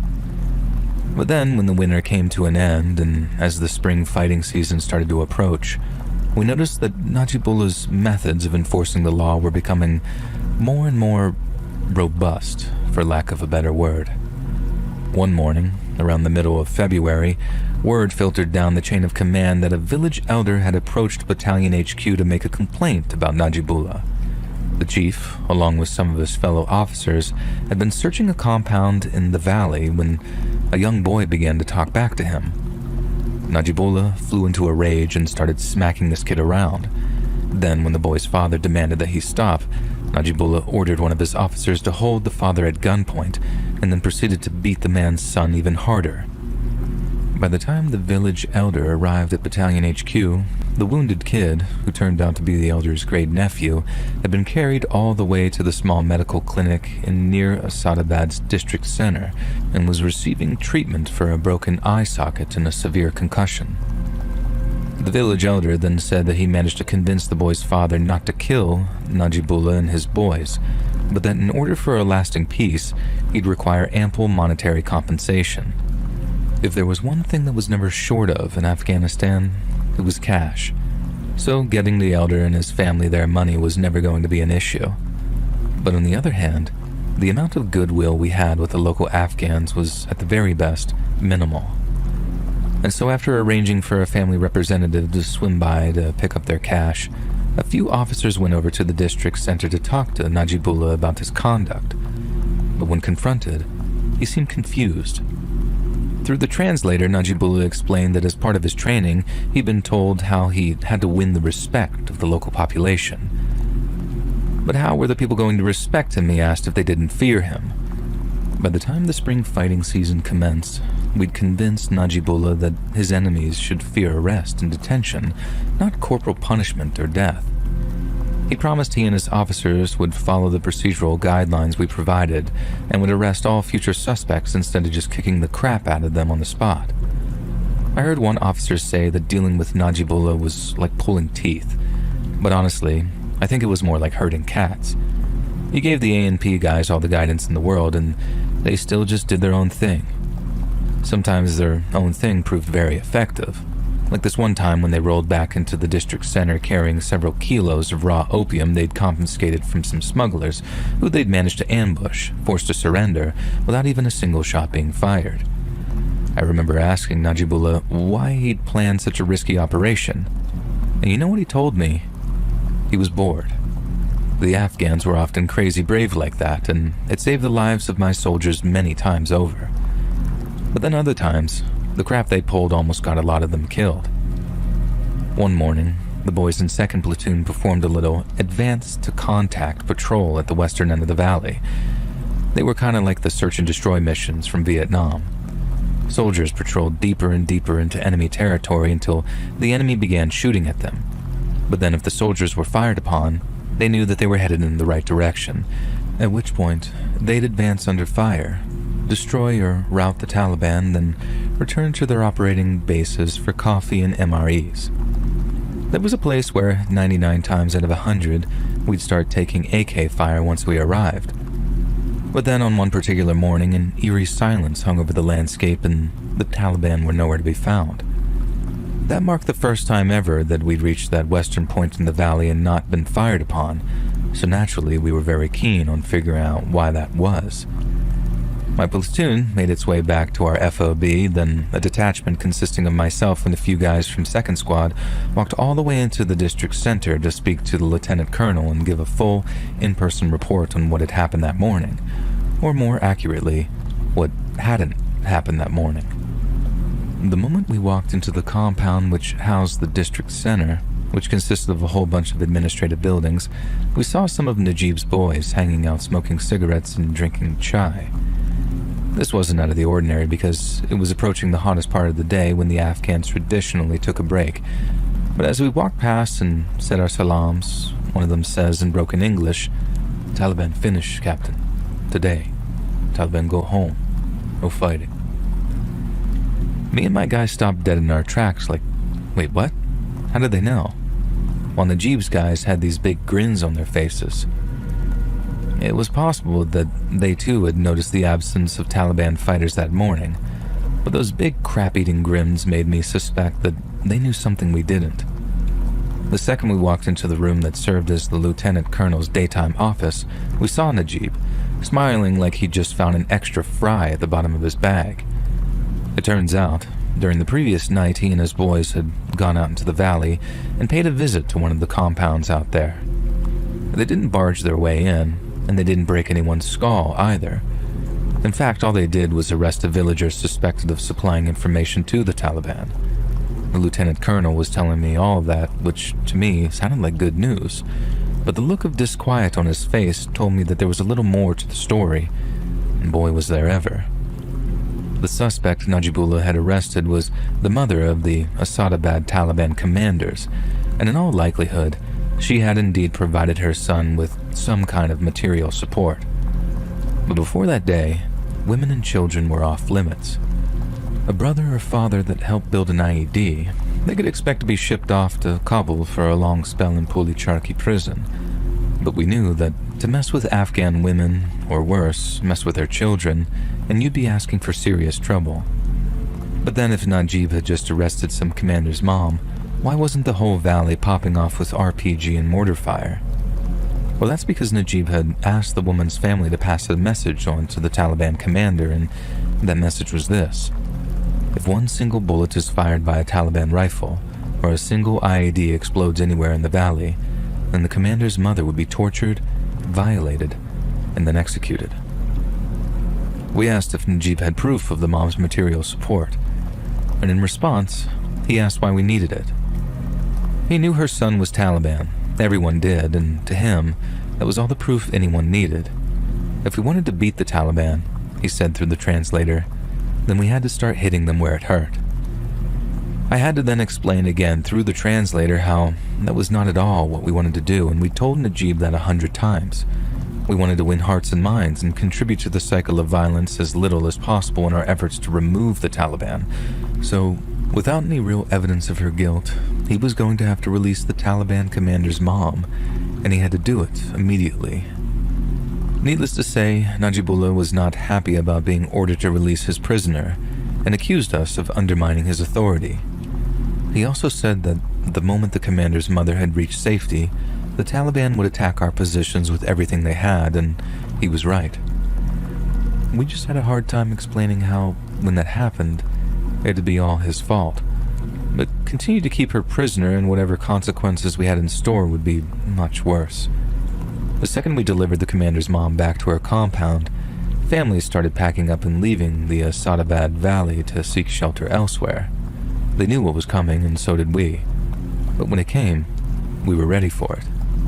In what amounted to an extremely reckless attack, the Taliban attacked every forward operating base we had, all while dropping 82 and 120mm mortars onto the district center. It was a revenge attack, but because they rushed to mount it, we scored exactly 33 Taliban KIA while suffering only one wounded soldier. It was the largest multi-contact firefight we'd experienced thus far, and it had been a complete turkey shoot. But then, who goes and takes the credit for it? Naji goddamn Bullah. He claimed that it was he that had tricked the Taliban into a hasty and disastrous attack, all by merely pretending to arrest one of their commander's moms. And the worst thing was, all the villagers believed it. That's not to say Najib and his boys didn't stand their ground and fight like tigers. They did, and all the civilians who hadn't evacuated the district center saw them doing it. But instead of just chalking one up for the visitors, Najib spun the whole thing into a huge PR victory for himself, which in all fairness delighted everyone further up the chain of command. They were relying on him to win the villagers' respect, and having finally done so, regimental command didn't want anyone pissing on his parade. They told us to back off, let him do this thing, and focus on consolidating the strategic advantage following our recent victory. So that's what we did. But once he figured out that he was working unsupervised, Najib not only went back to his less scrupulous ways, he got way, way worse than before. The first sign of it was when we took some of Najib's A&P guys with us on a patrol, and while we were taking a break to hydrate, they walked away from the larger group. They told the translator that they were going to the bathroom, but maybe a minute later, the very strong smell of marijuana came floating in on the breeze. One of my soldiers then walks around the corner of the compound wall while we were sheltering behind, where he finds the two A&P soldiers sitting on the edge of an irrigation ditch, high out of their minds on what smelled like some very strong pot. I asked them through the translator, what would Najibullah say if he found out about this? But the officers just laughed and told us that it was Najibullah himself that had given them the marijuana. I didn't believe them at first because the Afghans had this way of telling you pointless little lies as a way of saying either mind your own business or go F yourself. Like when one of my soldiers' Oakley sunglasses went missing after a patrol, and we saw what looked like a 70-year-old farmer wearing an identical pair just a few days later. I asked where he got his sunglasses, then after looking me dead in the eye and thinking about it for a couple of seconds, he told me, "I made them," and walked off. It was such a huge lie that it was almost worth admiration, just like a couple of police officers telling me their chief gave them pot to smoke on patrol. But the crazy thing is, Najibullah really did give those two officers a bunch of pot, and he did it as a reward for going out on patrol with us. When we got back from patrol, we went to see Najib and tell him about his two pot-smoking officers. But when he walked into the old Soviet police building he'd taken for his HQ, it looked more like a Snoop Dogg video than a police station. A handful of A&P were sitting around a little satellite TV, passing around a hash pipe and giggling like teenagers. When we walked into Najib's office, he was just sitting behind his desk, with his eyes so pink they look infected, staring at this big old pile of money. Then behind him, in like an old-timey cloth sack, was the largest amount of marijuana I had ever seen. We got the translator in and asked him where he got all the marijuana. Officially speaking, marijuana was illegal under the laws of the new Afghan government, but unofficially, it was tolerated so we could focus on dealing with the opium crop, which was how the Taliban made most of their money. Plus, marijuana had been part of the lives of everyday Afghans for literally thousands of years. Telling them to stop would have felt pointless. And on top of that, it would have been exceptionally rude for Najib to refuse the farmer's gift. But that wasn't our issue. The issue was that Najib couldn't allow his officers to be smoking on duty, and neither should he for that matter. Najib just sort of rolled his eyes as the translator relayed our scolding reply, then promised that they wouldn't smoke on duty anymore. But just days later, he went back on his word and explained that he needed to give his officers marijuana to smoke or they'd refuse to go out on patrol. And that was complete horse crap, but it wasn't really marijuana use that was bothering us. It was all that money that he had on the table. The money that was given to Najib to pay his officers always came perfectly stacked in shrink wrap, and it was all brand new, crisp, clean bills. But the bills in the pile of cash on Najib's table looked old, creased, and used. We asked if he was taxing the villagers for taking bribes of some description, but he took terrible offense to that and insisted that it was his officers' pay. We were soldiers, not cops, so there was only so much we could do in terms of tracking down where the money came from. And even if we could prove that he was taxing the local villagers, which was well beyond his authority, he could just reframe the taxes as gifts and then intimidate the villagers into corroborating his story. If it sounds like Najib has a pretty solid grip on local power, that's because he did. But although he was helping keep the Taliban at bay, he was causing more and more problems as the power went more and more to his head. But the thing that I have about power is it requires a hell of a lot of self-discipline, because without it, you don't just lose the men under you, you lose yourself too. About a week or so later, we were still trying in vain to get one of the villagers to admit that Najib had been taxing them. They were all so scared of him at first, and it seemed like no one was going to tell the truth. Then suddenly, someone came forward with an incredible accusation. Two farmers, brothers whose families lived in the same compound, finally confirmed other suspicions that Najib had been taxing them. Yet they also claimed that after discovering his family was unable to pay, Najib had kidnapped one of the farmer's 9-year-old twin sons as a form of collateral.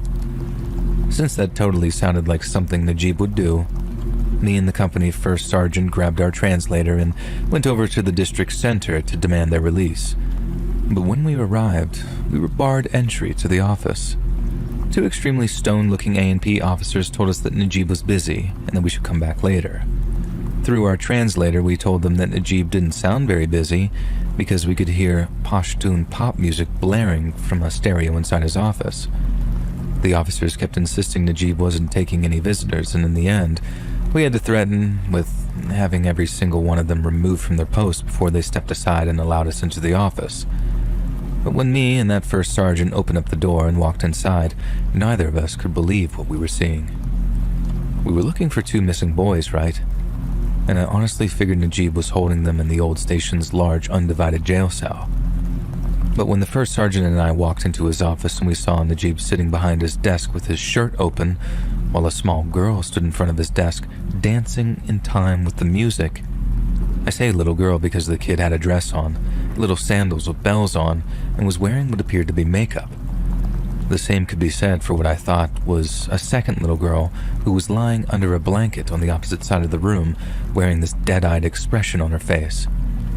That all lasted for only about half a second because the second Najib saw us, he turned down the music and then started yelling at our translator.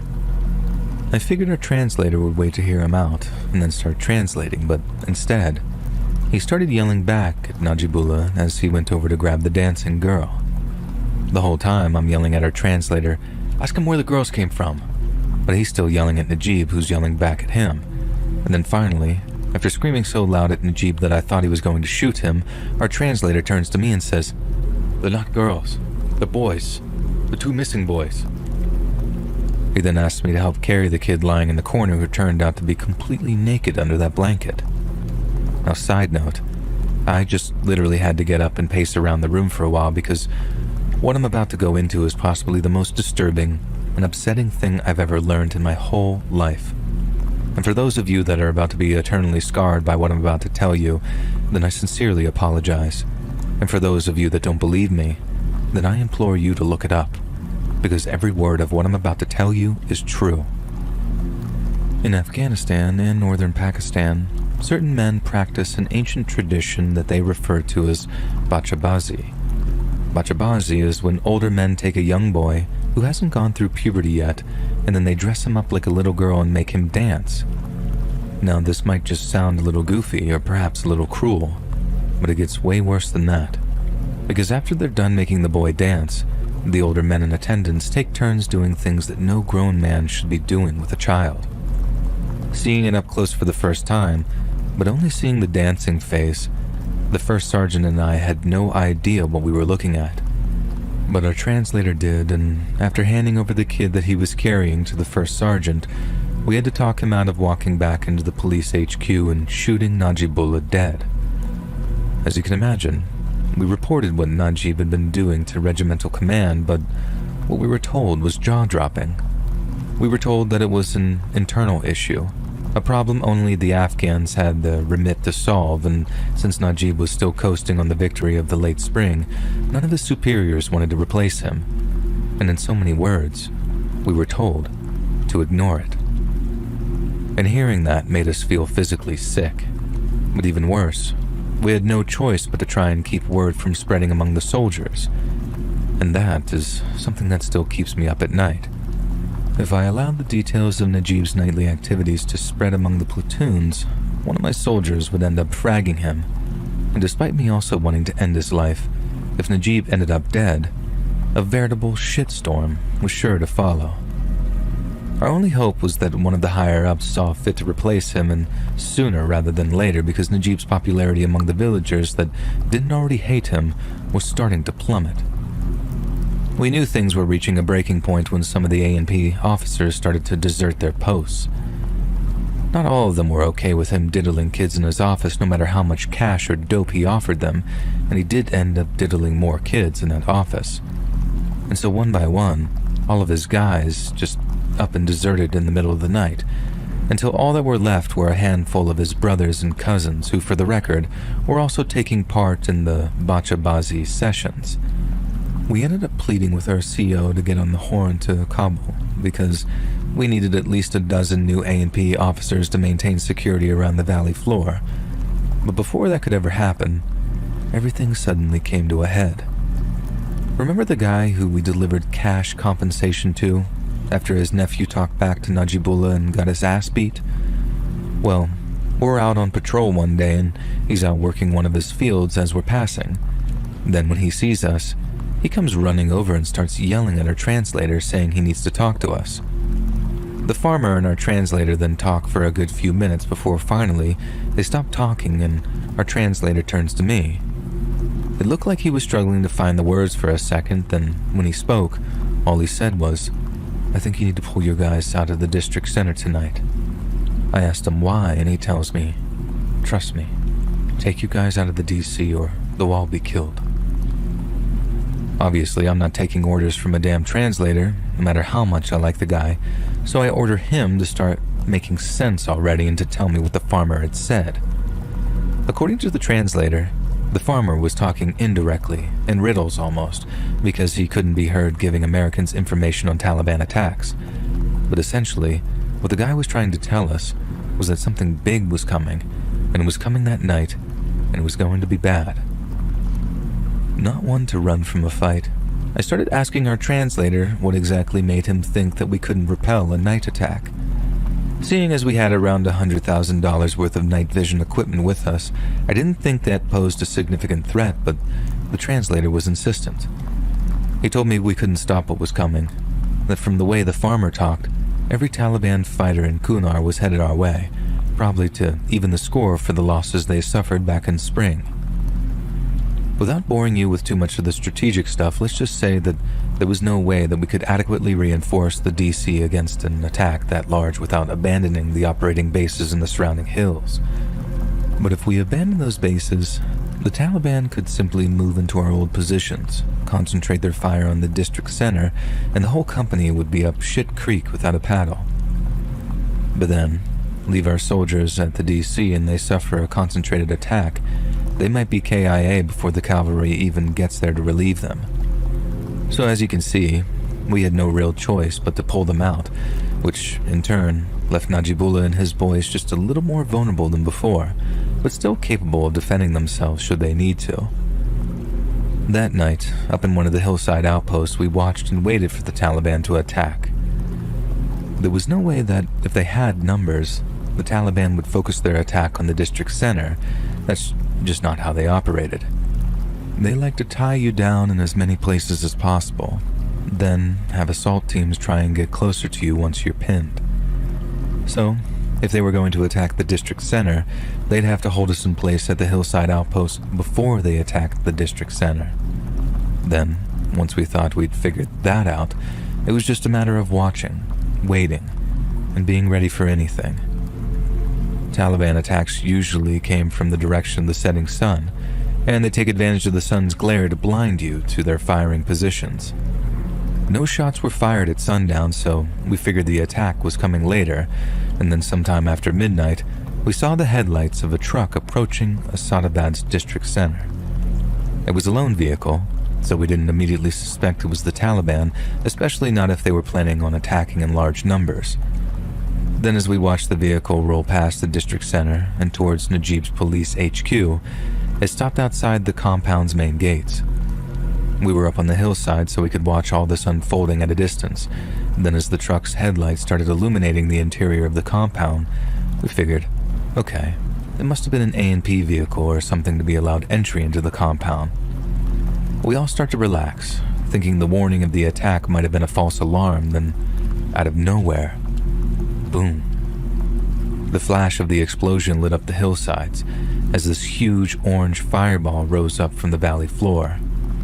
We all got into position, waiting for the Taliban to start firing on our hillside positions, but nothing came. Correctly assuming that it was a bomber that had just hit the police HQ, we had a few guys from 2nd Platoon rush down to the DC to defend against any follow-up attacks. But again, nothing happened. In the morning after the attack, we got to get a good look at the damage inflicted, then started pulling out bodies from the police HQ, which included Najibullah's. His body was covered in purple and black contusions from the force of the explosion, and his head had been half crushed, presumably by falling rubble. The explosive device the truck had been fitted with was so big that it had killed every one of the police officers guarding the HQ and killed all but one of those inside. The force of the explosion had thrown him off his feet, and apparently he'd landed on his neck, leaving him in a pretty bad way. He could talk, but when we asked him what had happened in the run-up to the explosion, he told us he had no idea. But we didn't have to wait long to find out what had happened. Back then, the Taliban used these small, cheap Motorola radios to communicate with each other, called ICOMs. But we loved those little things because all you had to do to listen into their chatter was buy your own ICOM radio, then tune into their frequency. We had someone monitoring their radio traffic almost constantly, and while it had been relatively quiet the night before, they knew that we were listening, so they'd go tactically quiet before an attack. The following day had unleashed a beehive of activity. The Taliban were proud of what they pulled off, and they had a right to be, because this was their plan. First off, they'd spread rumors of a huge coordinated attack on Asadabad. Then, once we were all sitting in our positions waiting for said attack, they simply drove a stolen A&P vehicle right up to the gates of the police compound and asked to be let inside. Knowing the A&P guys wouldn't recognize the disguised Taliban driver, they had to think of something that would have the A&P letting their guard down, and that thing was this. The driver rolled up to the compound, then when questioned on who he was, as well as what was in the truck, the driver told the guard on duty that he brought 3 Bachabazi boys to Najibullah as a gift for defeating the Taliban back in the spring. This was all the guards needed to hear, and then after parking his truck right next to the HQ building, the driver simply grabbed his detonator, shouted "God is great," and then blew the whole compound to Kingdom Come. Killing Najibullah, along with those still loyal to him, was a huge PR victory for the local Taliban. And without A&P officers to back us up and curtail the smuggling, the Taliban had the upper hand. This made the remainder of our tour much, much tougher than it had to be, and I have no doubt in my mind that it contributed to the loss of American life during our subsequent combat operations. But without a doubt, the most significant impact it had was turning the local population violently and irreversibly against us. Under the watch of the United States military, a sick, evil man had been permitted to abuse little boys, and not just on one occasion either. It's suspected that Najibullah and his officers kidnapped more than a dozen children before abusing them in lieu of illegal taxes he'd imposed on their families. If someone did that to me, and one of my kids, I'd do just about anything to see them dead, and I wouldn't shed a tear if the people protecting the abuser died either. Especially if they'd come from some faraway place and had long outstayed their welcome. Like I said at the beginning, I can't tell you exactly how or why we lost the war in Afghanistan. I just know we wouldn't be the first great power to admit defeat there. Because as our own society begins to display some subtle and not so subtle signs of decline, perhaps Afghanistan will once again have earned its nickname as the graveyard of empires.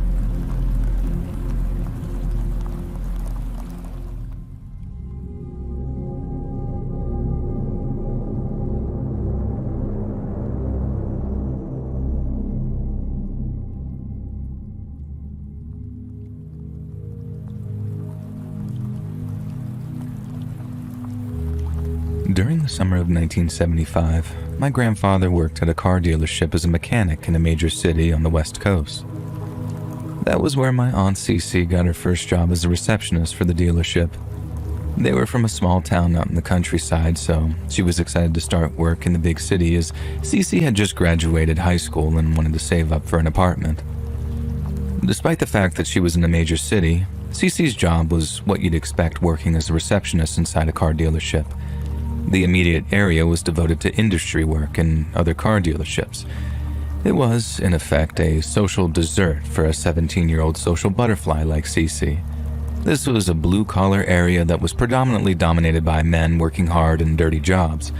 And despite that, Cece enjoyed her work and the chance to carpool with her dad and get along great with the staff with what my grandfather called the gift of gab. She could make friends with anybody. And now, as it was 1975, most transactions were done in cash, and as a result, paperwork and money deposits had to be done with daily trips to the bank. That task fell upon Cece as part of her duties, and she was entrusted with taking deposits to the bank located within walking distance of her place of employment. As she worked in a successful car dealership, she could deliver thousands of dollars in cash per deposit.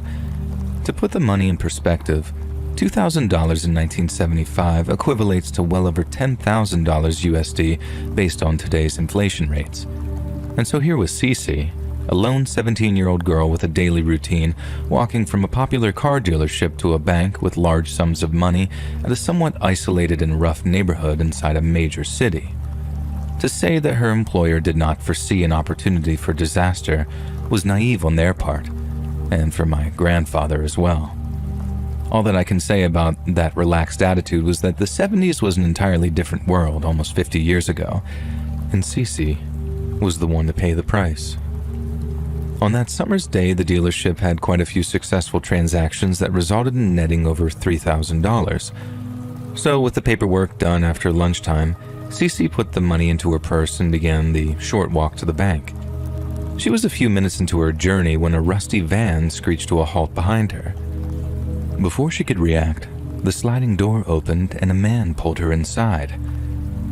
The door slammed shut and the engine revved as they sped off. And just like that, she was kidnapped. Inside the van were 5 rough-looking men in their mid to late 20s. The back seats had been removed to make room for a mattress and several pillows, converting it into a sort of party van, as was typical for the time. And this was evident from the empty beer cans, bottles, and drug paraphernalia scattered around. The men laughed as they shoved Cece onto the mattress, commenting that they had wanted a pretty girl to join the party. She had the misfortune of being the random girl in their path. They seemed either oblivious or uncaring that they had abducted a young woman against her will. There's no need to emphasize how dangerous a situation Cece was in here. She was fully aware of what was likely to happen with 5 male strangers taking her to God knows where. These men didn't look like college students. Their rough appearance suggested a very harsh lifestyle. Cece also realized that they were unaware of the money in her purse.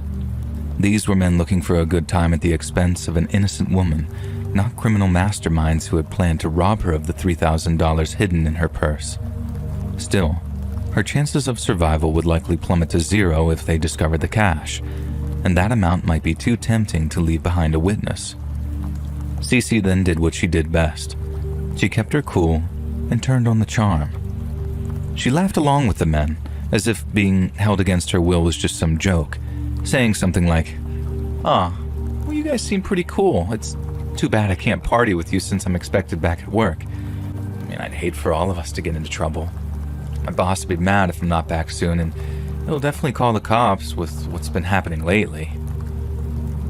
At the time, the then unidentified serial killer Ted Bundy was active on the West Coast, particularly in that city. Cece and her sisters had even cut their hair short as a precaution because Bundy's targeted victims typically had long hair.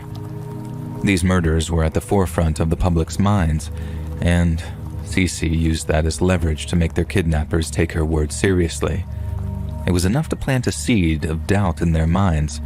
Their intentions have never been good, but now they face the added risk of her being immediately missed and the cops quickly getting involved. Cece continued talking to the men as they mulled over this information, all the while downplaying her own fear. "You guys don't really want to do this, do you? My boss is really strict about my breaks, and we'll all get into trouble real soon. I don't think any of us would want that." In the end, those terrible men decided that she wasn't worth the trouble. They pulled over near a grocery store, opened the door, and let her out before quickly driving off. Cece, still clutching her purse with the $3,000, ran into the store to call her dad. The cops got involved, but without any identification or license plate, these kidnappers were never caught, and no follow-up was ever made. In retrospect, Cece's kidnapping might not have been taken seriously by the police. I mean, this was 1975, just 1 year after American women were even legally allowed to open their credit cards without a male partner. It's frustratingly likely that Cece's abduction would be written off as a harmless joyride prank since she was neither assaulted nor robbed. And, hopefully, those men thought better of trying again with another innocent bystander, but sadly, that might just be wishful thinking. Now, I want to end this story by saying how much I love my Aunt Cece and how grateful I am that she is a part of my life. She is an incredibly brave woman who has had many adventures traveling all over the world, doing photography and using her gift of gab to cultivate friendships that cross cultures and language barriers. I'm glad her narrow escape from abduction as a teenager did not diminish her adventurous spirit, but instead taught her how to survive in this very dangerous world. She has many stories, but she tells this one as a lesson in not becoming too relaxed in daily routines and in keeping emotions in check during frightening situations.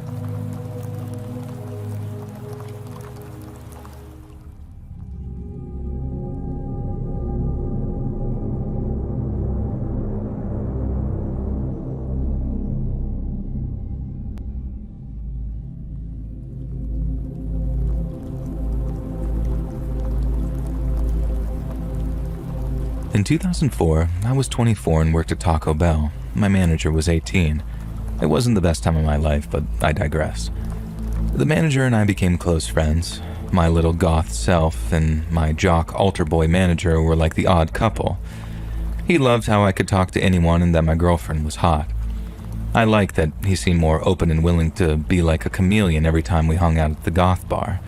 He even went as far as to buy fishnet shirts for club nights. And as things happen, we had a falling out a couple of years into our friendship. He got fired from Taco Bell for harassment, which was pretty uncharacteristic. He thought he was close enough friends with one of the girls who worked nights with us to say, "Hey, while you're down there," when she kneeled to get cheese from the reach-in refrigerator. He got fired from his second job for altering inventory counts and stealing Gatorade crates from the gas station where he worked nights. And around this time, he decided to start working as a carpenter and began training for it. He bought all the necessary tools and started attending a vocational school to learn the trade. And soon, he was having fun hanging out into the wee hours of the night with his new friends from class, and by this point he was 21. One night while driving back from a bar, he was far too drunk to drive. He hit a median on the freeway, rolled his car, and broke his leg. The rent and cleaning fell to me. I wouldn't have minded, but he didn't even clean his dishes. There would be mold in the sink. These were dishes that I bought, and I told him that if he couldn't wash them, he should just use paper plates, and I ended up throwing the plates out.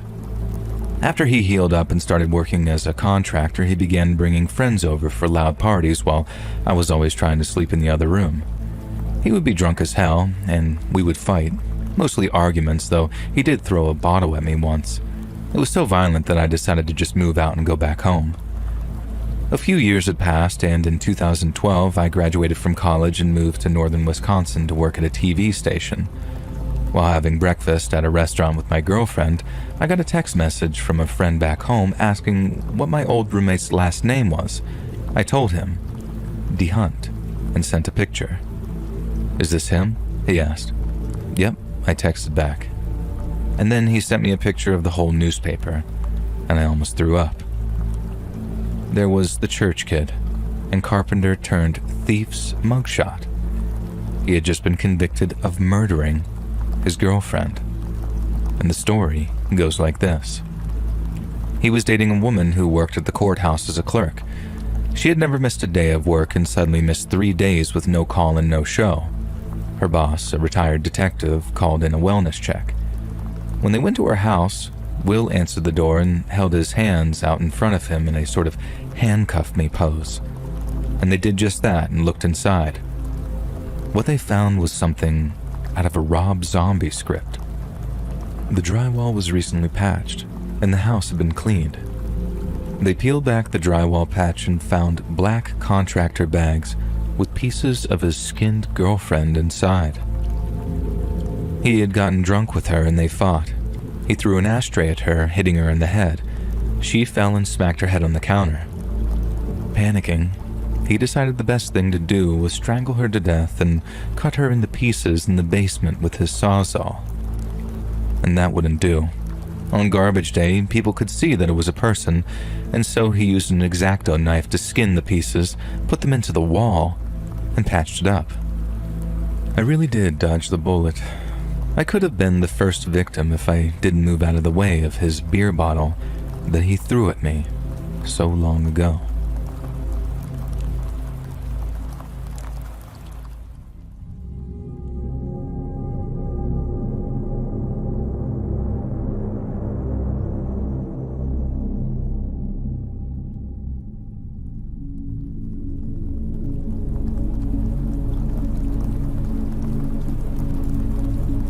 I'm 31 and female, and although I may not be considered old to tell you this story, I have to take you back several years. At the time of this incident, I was 24. I was working for a popular convenience store chain in my area and had managed to climb up the promotional ladder to assistant manager. Often, I was the closing manager on duty, which typically wasn't an issue.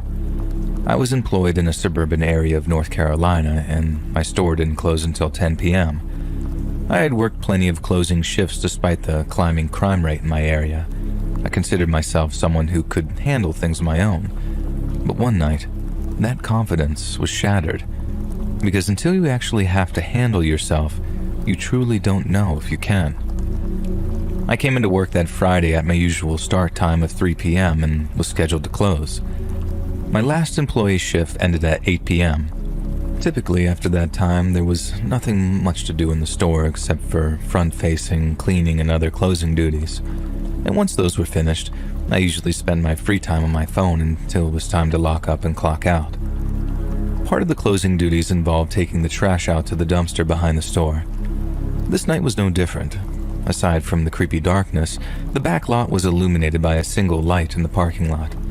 I had never had any issues taking out the trash, and none of my employees had ever reported any problems either. But this night would prove to be very different. As I approached the dumpster and threw in the bags of trash, I heard a squelching sound. To me, it sounded like an animal possibly eating something, maybe another animal. So I grabbed a long stick, planning to hit the side of the dumpster and scare away whatever was there. I stepped to the side and peeked around the back corner of the dumpster, and that's when I made eye contact with a man crouched down. He was looking over his shoulder with a knife in his teeth. As we locked eyes, he continued to saw into something, producing a lot of blood. Not wasting any time, I maintained eye contact with him as I slowly backed away. He grinned, the knife still between his teeth, and began to stand. I still had no idea what he was sawing into. Honestly, I didn't want to find out, and still locking eyes with him, I backed away faster, calculating when to turn and run for my life back into the store. About halfway through the back lot, the man, now on his feet, began walking toward me. When I decided to run, it was like he read my mind. He charged at me. I took off with every bit of speed I could muster, reaching the back door of the store just as he got there. I slammed the door shut, locked it, and set the alarm. Shaking, I pulled out my phone and called the police. All the while, the stranger was banging on the door, yelling in some strange language that I'd never heard before. About 20 minutes later, I was hiding between the aisles in the store because the entire front of the store was made of glass and he could see me if he looked in. Then, I heard a tapping sound on the glass door. At first, I froze, thinking it was the man with the knife. But soon, an officer announced his presence, and slowly I crept out of my hiding spot and saw 3 local police officers with flashlights. I went to the door and let them in. As we made our way to the back of the store, I explained that the guy had stopped banging and yelling a while ago. I didn't think that he was still there, but there was no way that he could have cleaned up everything behind the dumpster in that short period of time. I turned off the alarm and unlocked the back door for them to go outside, and curiosity got the best of me and I followed, eager to see what they would find. One of the officers asked me to point to where I'd seen the man. I pointed to the only dumpster in the lot, explaining that he was crouched behind it, sawing into something that was producing a lot of blood. And just as I finished explaining, another officer shone his light on the asphalt and said, "Oh, y'all gotta take a look at this." We could all make out the clear impressions of bare human footprints in what seemed to be a brownish red liquid leading across the lot toward the store and fading out about halfway back. Perhaps to rule out the possibility of some cruel joke, 2 officers pointed their flashlights at my feet, confirming that I was indeed wearing my non-slip black work shoes and had no blood on me. Approaching the dumpster, one officer positioned himself in front of me while the others drew their weapons. One of them shouted in a very stern voice, "Police officer, if you're back there, show yourself. Come out with your hands up." And there was no response. As they turned the corner, they all sighed in unison. And what they found was a pool of blood, a knife, but no person. There was no animal or body, just blood, and a lot of it. They cordoned off the scene with yellow crime scene tape and began gathering some evidence, eventually allowing me to leave after giving my statement. The man behind the dumpster was apprehended a couple of days later from what I heard in his own home, which was only a few miles from the store. He was arrested and questioned, and after hours of interrogation, the man admitted to abducting and killing a child from his trailer park. What I witnessed was the dismemberment of this child. His pursuit of me was to ensure that if I had seen something, I wouldn't be able to talk about it. After the incident, I refused to close the store again, and my store manager agreed. Not long after, I took a position at another store within the same company in what seemed to be a safer area.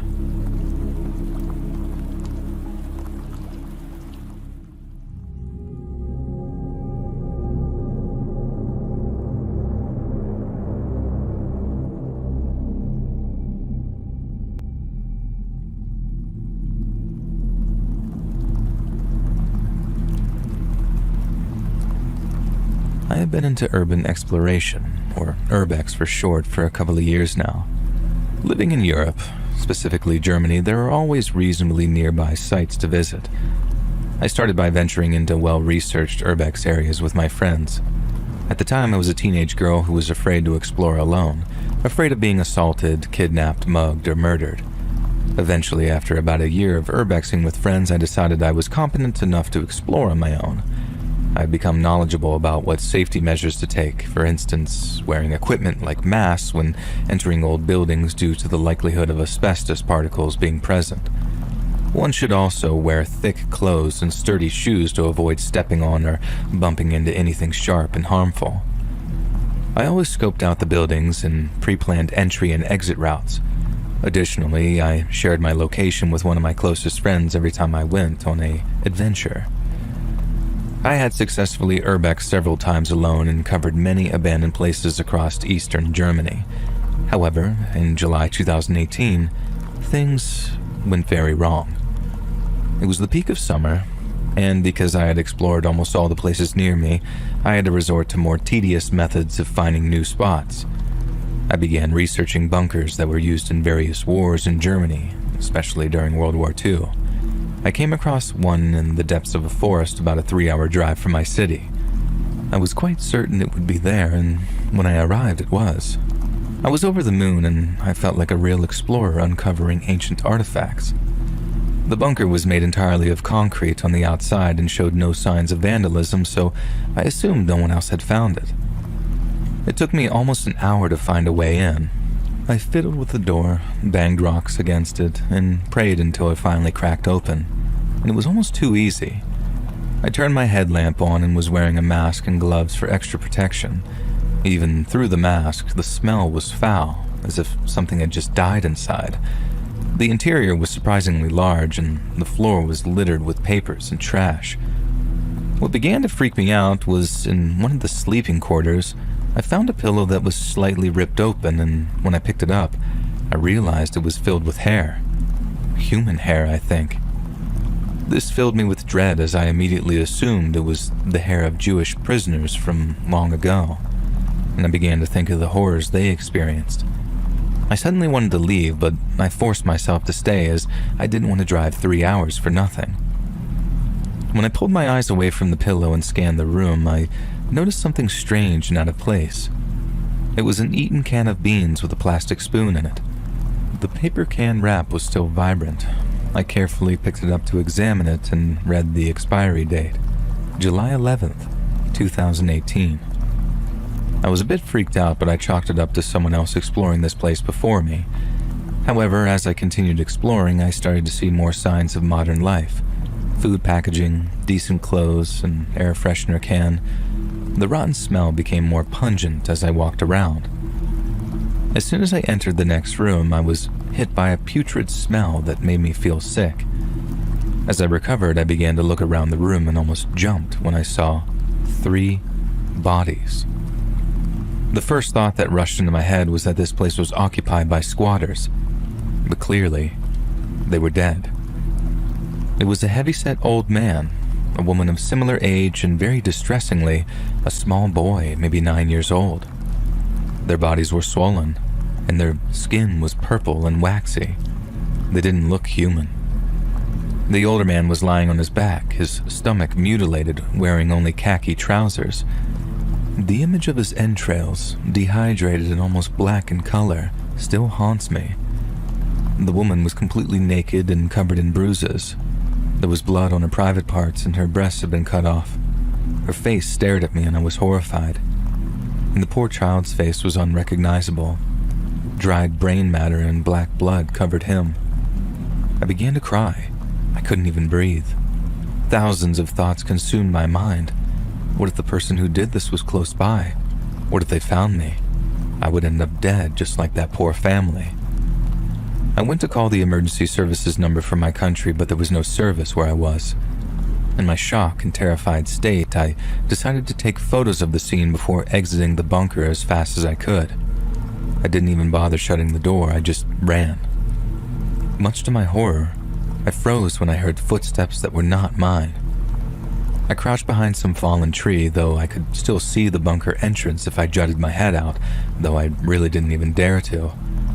I heard a male voice seething, and then yell, "I wasn't expecting visitors," in German before stomping into the bunker.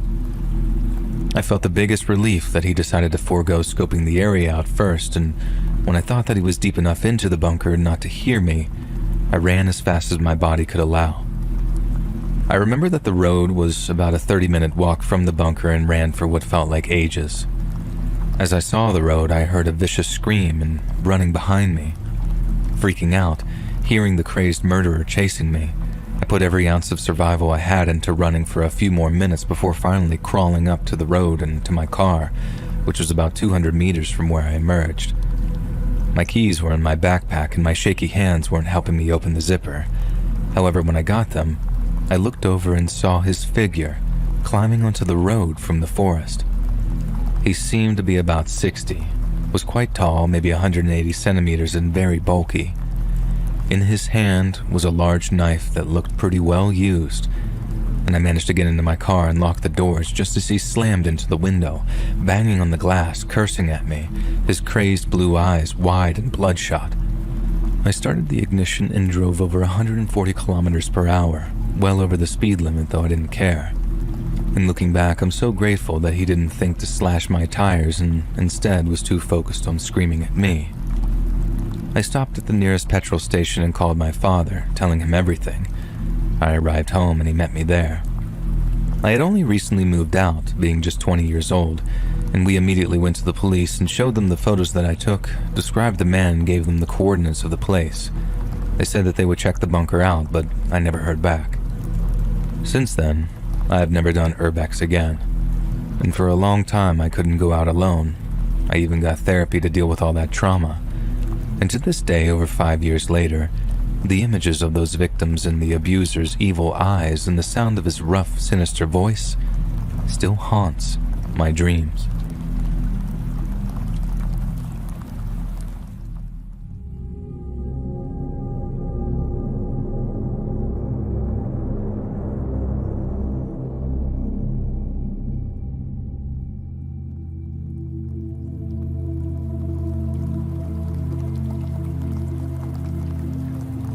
To start off, this is a bit longer. I thought about sharing some of these stories before, but recently, some things have happened that I need to get off my chest. I work at a data destruction company. We provide large trash bins to our clients, which they fill with any sensitive information they want to destroy.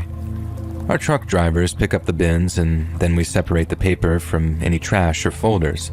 There's also a loading dock where anyone can bring items. After that, everything goes to the shred floor, which is where I work. These shredders are large and can destroy up to 2 tons of paper a day. Now, sorry for the logistics, but it's hard to tell this story without explaining how it all works. Fortunately, no, this isn't a story about some horrific shredding accident, but I digress. As you can imagine, the documents we destroy are considered sensitive or classified, even if it's just junk mail. Bank statements, medical records, school papers, court records, pretty much anything you can think of. 90% of the stuff I see daily is boring and isn't worth looking at for more than the time it takes to throw it into the shredder. But there's some interesting stuff too. In the 4 months I've worked here, I've seen social security cards dating back to the 30s or 40s, report cards from the 50s, rosary beads, religious pamphlets from the 40s, which you can guess are very sexist, condoms, thankfully unused, a family photo album from the 70s full of photos from a trip to Disneyland, and even cash, the largest sum being $11,000 that a family unknowingly dumped after their mother passed away. And with an amount this high, we found the family and returned the money, and most cash gets thrown into a fund for a Christmas party for the employees. These are just mildly interesting things in what is largely a lot of extremely boring material. However, there's also a darker side to what we're destroying. No one ever thinks about what happens to things like crime scene photos or autopsy reports after they're no longer needed. Well, you guessed it. They end up with me at the shredder. I'm not a stranger to gore or dark subject matter. I'm submitting this to this subreddit after all, but some things you just can't shake off. Experience number 1. One time I was sorting through heaps of paper with a coworker when something caught our eye. A big folder had spilled its contents, and there in front of us was a stack of about 20 pages, each containing a full-color page-sized image that told a story. It was a warehouse setting, with a big red container that appeared to be full of ashes. As we went through the photos, we saw him. Among the ashes was a highly visible vest, and in the vest was the charred body of a man. From what we could tell, this man had fallen or been pushed into an incinerator. The aftermath showed him burnt to a crisp, with close-up photos of his genitalia, face, hands, and burst abdomen exposing his intestinal tract. Experience number 2. Since we sort out all the trash from the paper, we end up with big bins of nothing but garbage. We're talking folders, binders, glossy advertisements, printed photos, VHS tapes, CDs, Polaroids, you name it. These items still contain sensitive information, so they need to be destroyed separately to avoid mixing them with our recyclable material. So, every once in a while we have trash shredding days. Trash days are my favorite because that's where the cool stuff is found. So I'm enjoying the trash shredding when I come across some plastic pages with slots for Polaroids, and think of this like a sleeve for Pokemon cards. I look at the Polaroids, and it takes me a moment to realize I'm staring at a torso full of stab wounds. There were a dozen or so Polaroids, each showing a different murder victim. Gunshot wounds, people who had taken their own lives, slit throats, accidents. 2 of them stand out the most. One was a woman who had fallen backward off a stepladder and was internally decapitated when she hit the wall behind her.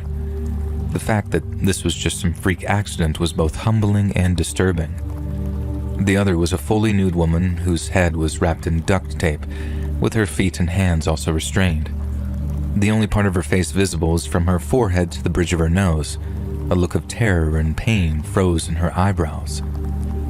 There are many other things I've seen here that have haunted me, but maybe I'll share those another time. One of the hardest parts for me is feeling like I can't tell many people about it. I never expected that a paper shredding job would put me face to face with such a dark side of humanity.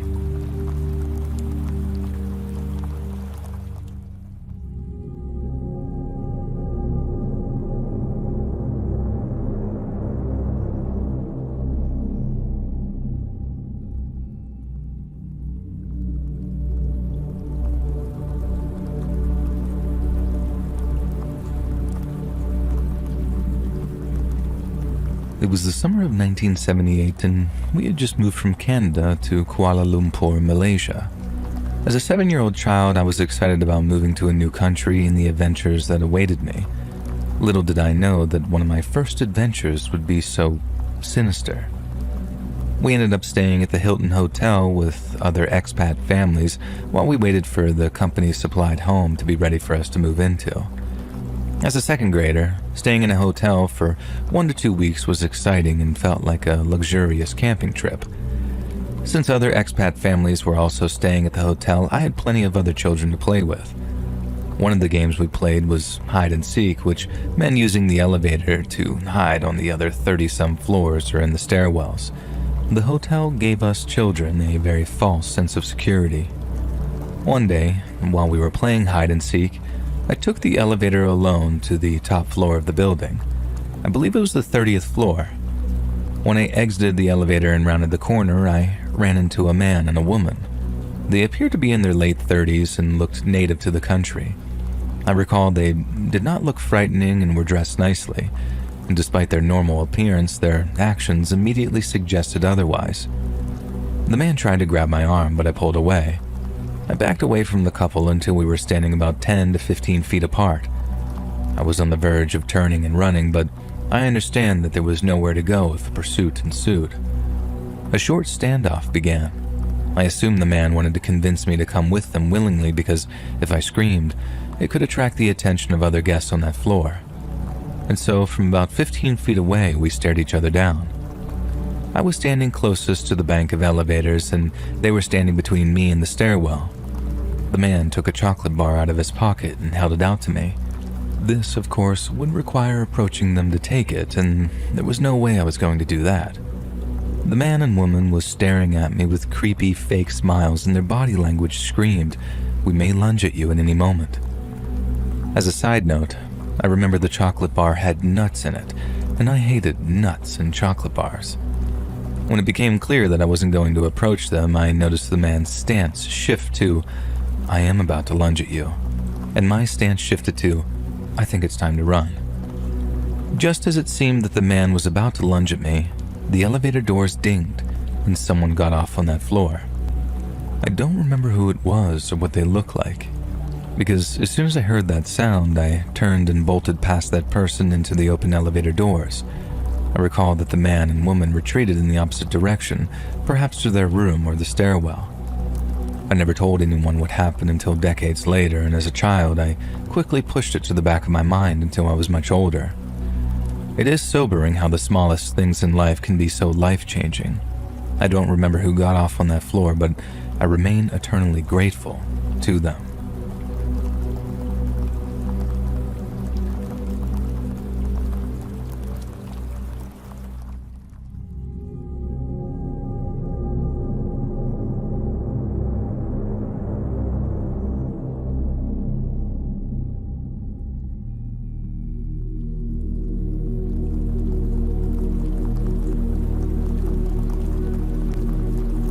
I work at a big retail store as a self-checkout host.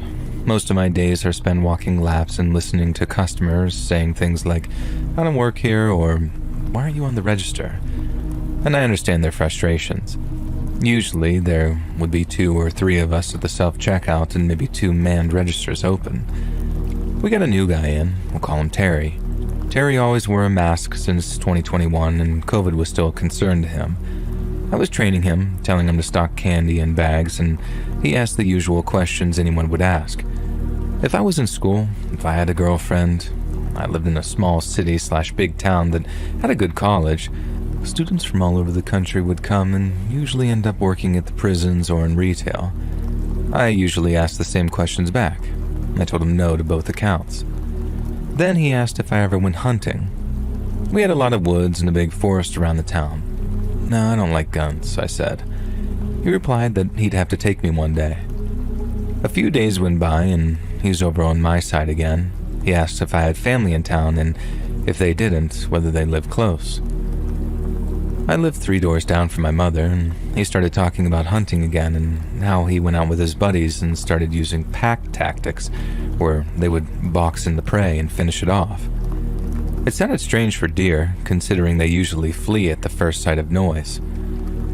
He was off for a few days because new hires often have problems getting hours during the first 3 weeks.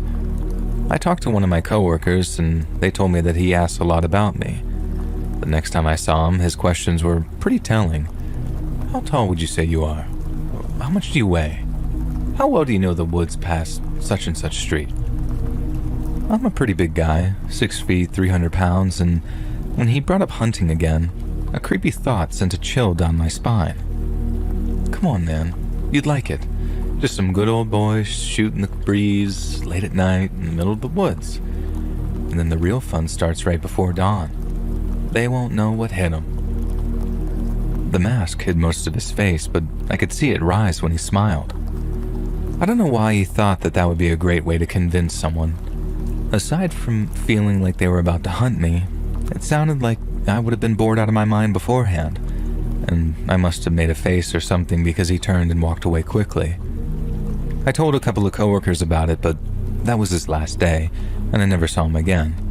I just hope that we never meet again.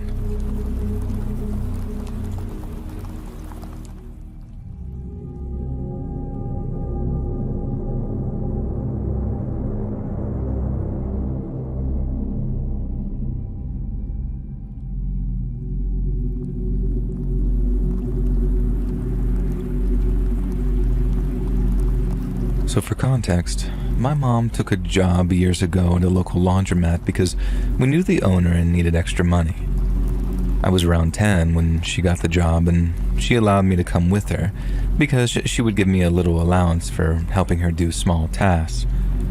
I ended up going with her every night for years, and as I got older, I mainly went to make sure that my mom was safe because I was worried about her. We regularly dealt with angry customers refusing to leave, most of which were drunk or high, and we had to call the police a few times. My mom was always worried about me tagging along, but I insisted, and to this day I still can't say I regret it. A lot of good came out of it, mainly the work experience, and that made up for how intense it could be. I have a lot of interesting stories from that time, but this one takes the cake for the most horrifying, and it took place when I was about 12. Being the young and dumb kid that I was, I designated myself the job of chasing people off when it was closing time.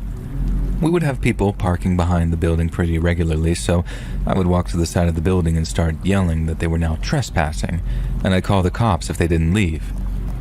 I felt that this is important to bring up because I now realize that I let any shady person hanging around the building at night know of my presence, and that's a dangerous thing to do when you're a 12-year-old girl. I was blissfully unaware that anything could happen to me, until one night when we showed up to find that the door lock had been broken. My mom had unlocked the building that morning, so it wasn't like this was a break-in attempt since it had been unlocked all day. We were a bit shaken up, but my mom texted her boss to let him know about it and just told me to tell her if I saw anyone pull up. About 30 minutes after, I finished my few tasks and sat down to draw in my sketchbook.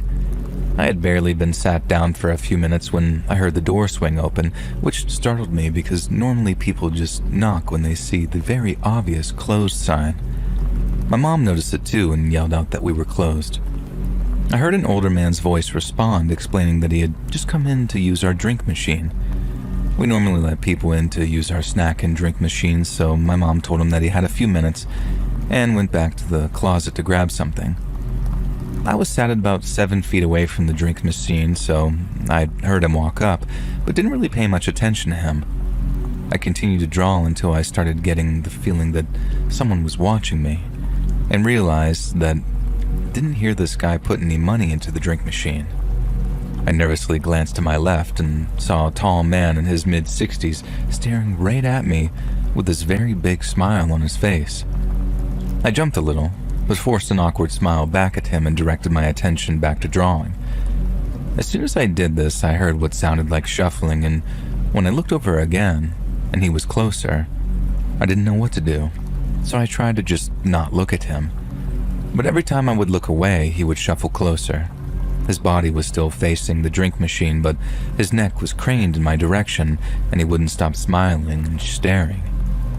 I began shaking, panicking, and my eyes were darting back and forth between him and the closet door while I tried to plan a fast escape.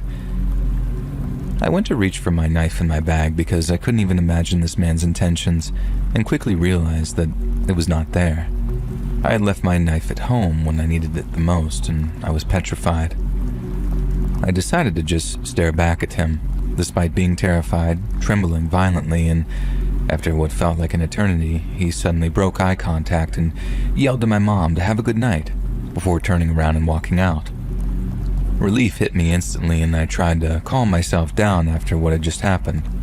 I thought I was finally safe and started to get up to splash some water on my face when I saw him sit down on the bench outside. Panic and dread hit me like a brick, and I sprinted into the closet to hide. I filled my mom in on everything, and she told me to run to the car and she'd get between me and him and pepper spray him if needed. I did as she told me and ran to the car, and as I passed him, he stood up and began walking toward the car. My mom yelled at him to get away from her car, and his reaction was to try to calmly start a conversation about the make and model of her car while staring right at me. She ignored him, hopped in the car, locked us in, and started backing up as quickly as possible. I ducked down in my seat, but could still see him standing there, and I know that he could see me because I watched as he lifted his hand and waved me goodbye before walking around to the back of the building and disappearing into the darkness. I felt sick. I couldn't sleep that night and I never dared set foot anywhere near the back of the building again, so I guess that was a lesson learned.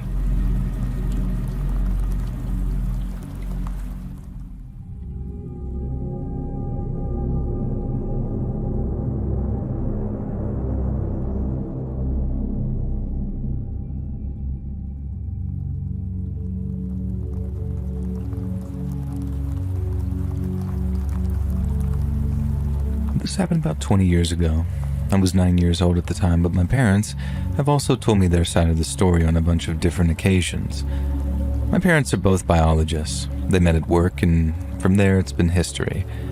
The place where they worked at the time was a government building dedicated to biology research used in government projects turned towards the public, meaning that they were the ones studying the environment and making environmental protection laws around their studies. This being a massive old government building, it always had a security guard present day and night. During the day, these security guards would mostly just stay at reception and greet people, but at night, they would do their rounds and make sure that there were no intruders because of all the science equipment and computers kept in the building. One of these guards is the let's not meet guy. Initially, he seemed like the nicest person. He was really nice to me, and frankly, all the memories I have from him before this were really nice. He would greet me and talk to me in the nicest way every time my parents brought me to work. He would make me paper planes, which he was surprisingly good at, and throw them around with me, and he would stay with me at reception in the days that my parents had to work into the night. Obviously, for me, that would get really boring, really fast, so he'd keep me company and entertain me. Mostly we would talk and play with the paper planes and watch TV, and it all seemed nice enough. Nice enough for my parents to trust him with me, which was probably their biggest mistake. One night my parents had to work even later than usual. I think it was around 10 p.m. and they were still at it, so this guy, who was on the night shift, decided to take me around the building with him to do his rounds. We started on the top floor, checking all the rooms in the exterior part of the roof. Every room was so dark that I'd always stay a little behind and wait for him to turn on the lights, and then we stepped down to the second floor where my parents' office and labs were. We checked the opposite side of the building, going into labs with massive extractors, microscopes, and every kind of a science equipment you might think of. We walked down the stairs to the first floor, where most of the administration rooms were. I still remember seeing some maps on the walls and embalmed fish everywhere serving as decorations. First floor was all clear, so it was time to check the 2 basement levels. I thought it would have made sense to check the labs on the right side first, as the left side had a flight of stairs at the end leading up to where my parents were, but for some reason, he decided that we go check that side first. We checked all the labs, but I noticed his pace was accelerating and he was starting to look and sound happier, excited even. Once again, we checked all the labs, all the corners from one end to the other, turning the lights on ahead of us and turning them off behind us when we left. When we got to the last area, he turned all the lights on and we went inside. There were 3 separate offices on each side of the lab, and on the first one, he hurried towards the printer, opened it up, and took out 2 pieces of paper and made 2 quick paper airplanes. And that's when everything changed. He picked up one of the planes, went outside of the office, and threw it toward the end of the room. And then he told me the one he just threw was mine, and that we could throw them around in there. I ran to the other side of the room to pick up my plane, excited to play with it, and suddenly the lights went off. When I turned around to check what was happening, I saw him getting out of the lab, turning the lights off and locking the door. I ran to the door, punched it, and kicked it while screaming for him to open, panic taking over me because of how scared I was of being in the dark at the time. And through the glass in the door, I could see him scurrying away in the corridors, turning the lights off as he went and disappearing after turning a corner. I'm pretty sure that everything I felt and every shadow and creepy monster I saw in there while waiting was part of my imagination because of how scared I was. I balled up against a corner and could see shadows moving around me in the dark. I could only cry, lost without knowing what was happening and why he was doing that. My parents finished work eventually, and when they did, they packed up their things and made their way to the lobby to pick me up and go home. When they got there, the security guard was at reception, but I was nowhere to be found. And they panicked, of course, and must have shouted 100 different cuss words at the guy, and I'm not sure how my dad didn't murder him right then and there. But when they first asked the guy where the hell I was and what he had done with me, he simply said that he had gone to do the rounds with me and that I must have gotten lost somewhere. This is a building that would take you about an hour and a half to check from top to bottom, even if you're rushing, so must have gotten lost somewhere is not exactly helpful. They looked for hours without finding me. It was only when I saw a light far at the end of the corridors leading to the lab I was in that I got the courage to stand up, rush to the door, and start punching it as hard as I could. They finally found me there and made the guard unlock the door and get me out. I don't really remember sleeping that night, and if I did, it must have been out of exhaustion, but I know I made my mom stay in the bedroom with me that entire night. Of course, my parents made a complaint against the guard, and when they did, and the guy started being investigated, he was fired and arrested. Not because of locking me away, where he probably hoped no one would find me, but because he had been partnering up with other criminals to steal computers and equipment from the building to sell it in some shady market along with information in the hard drives and make money off of that.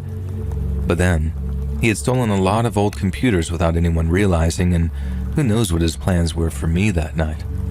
I'm not convinced that locking a crying child in the middle of the darkness, hidden away in some room, is exactly the most normal behavior if you're not trying to hide them and come get them later when everyone has left and sell them as part of your product.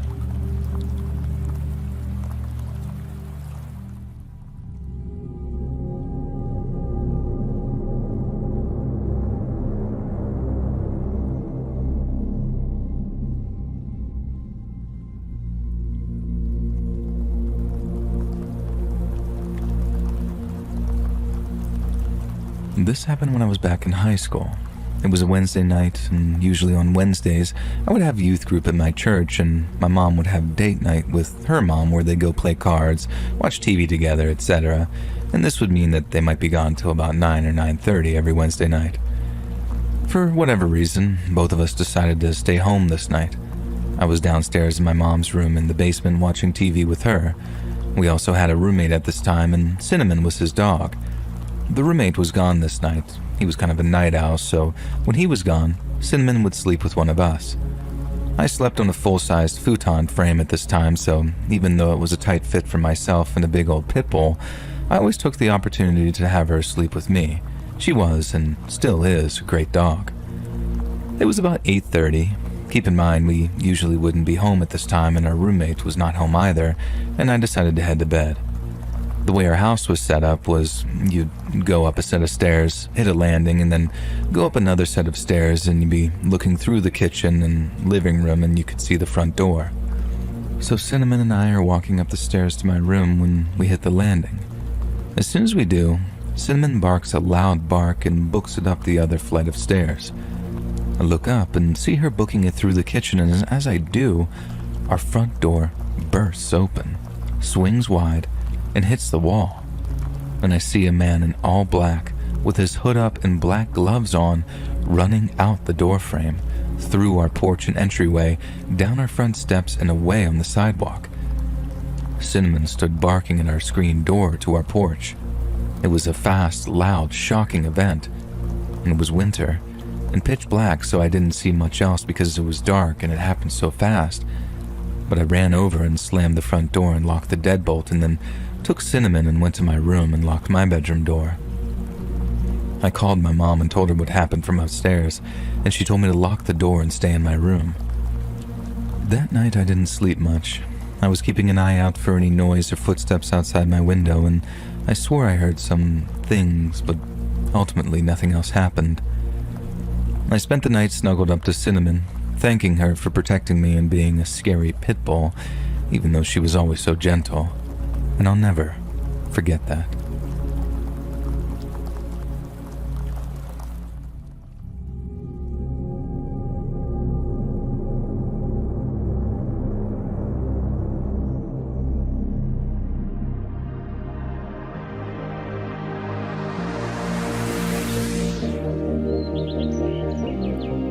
Hey friends, thanks for listening. Click that notification bell to be alerted of all future narrations. I release new videos every Monday and Thursday at 9 p.m. EST, and there are super fun live streams every Sunday and Wednesday nights. If you got a story, be sure to submit them over to my email at letsreadsubmissions@gmail.com, and you might even hear your story featured on the next video. And if you want to support me even more, grab early access to all future narrations and bonus content over on Patreon, or click that big join button to hear about the extra perks offered for members of the channel.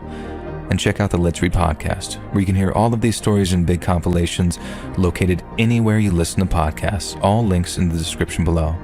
Thanks so much, friends. And remember, don't talk to the police. Ever.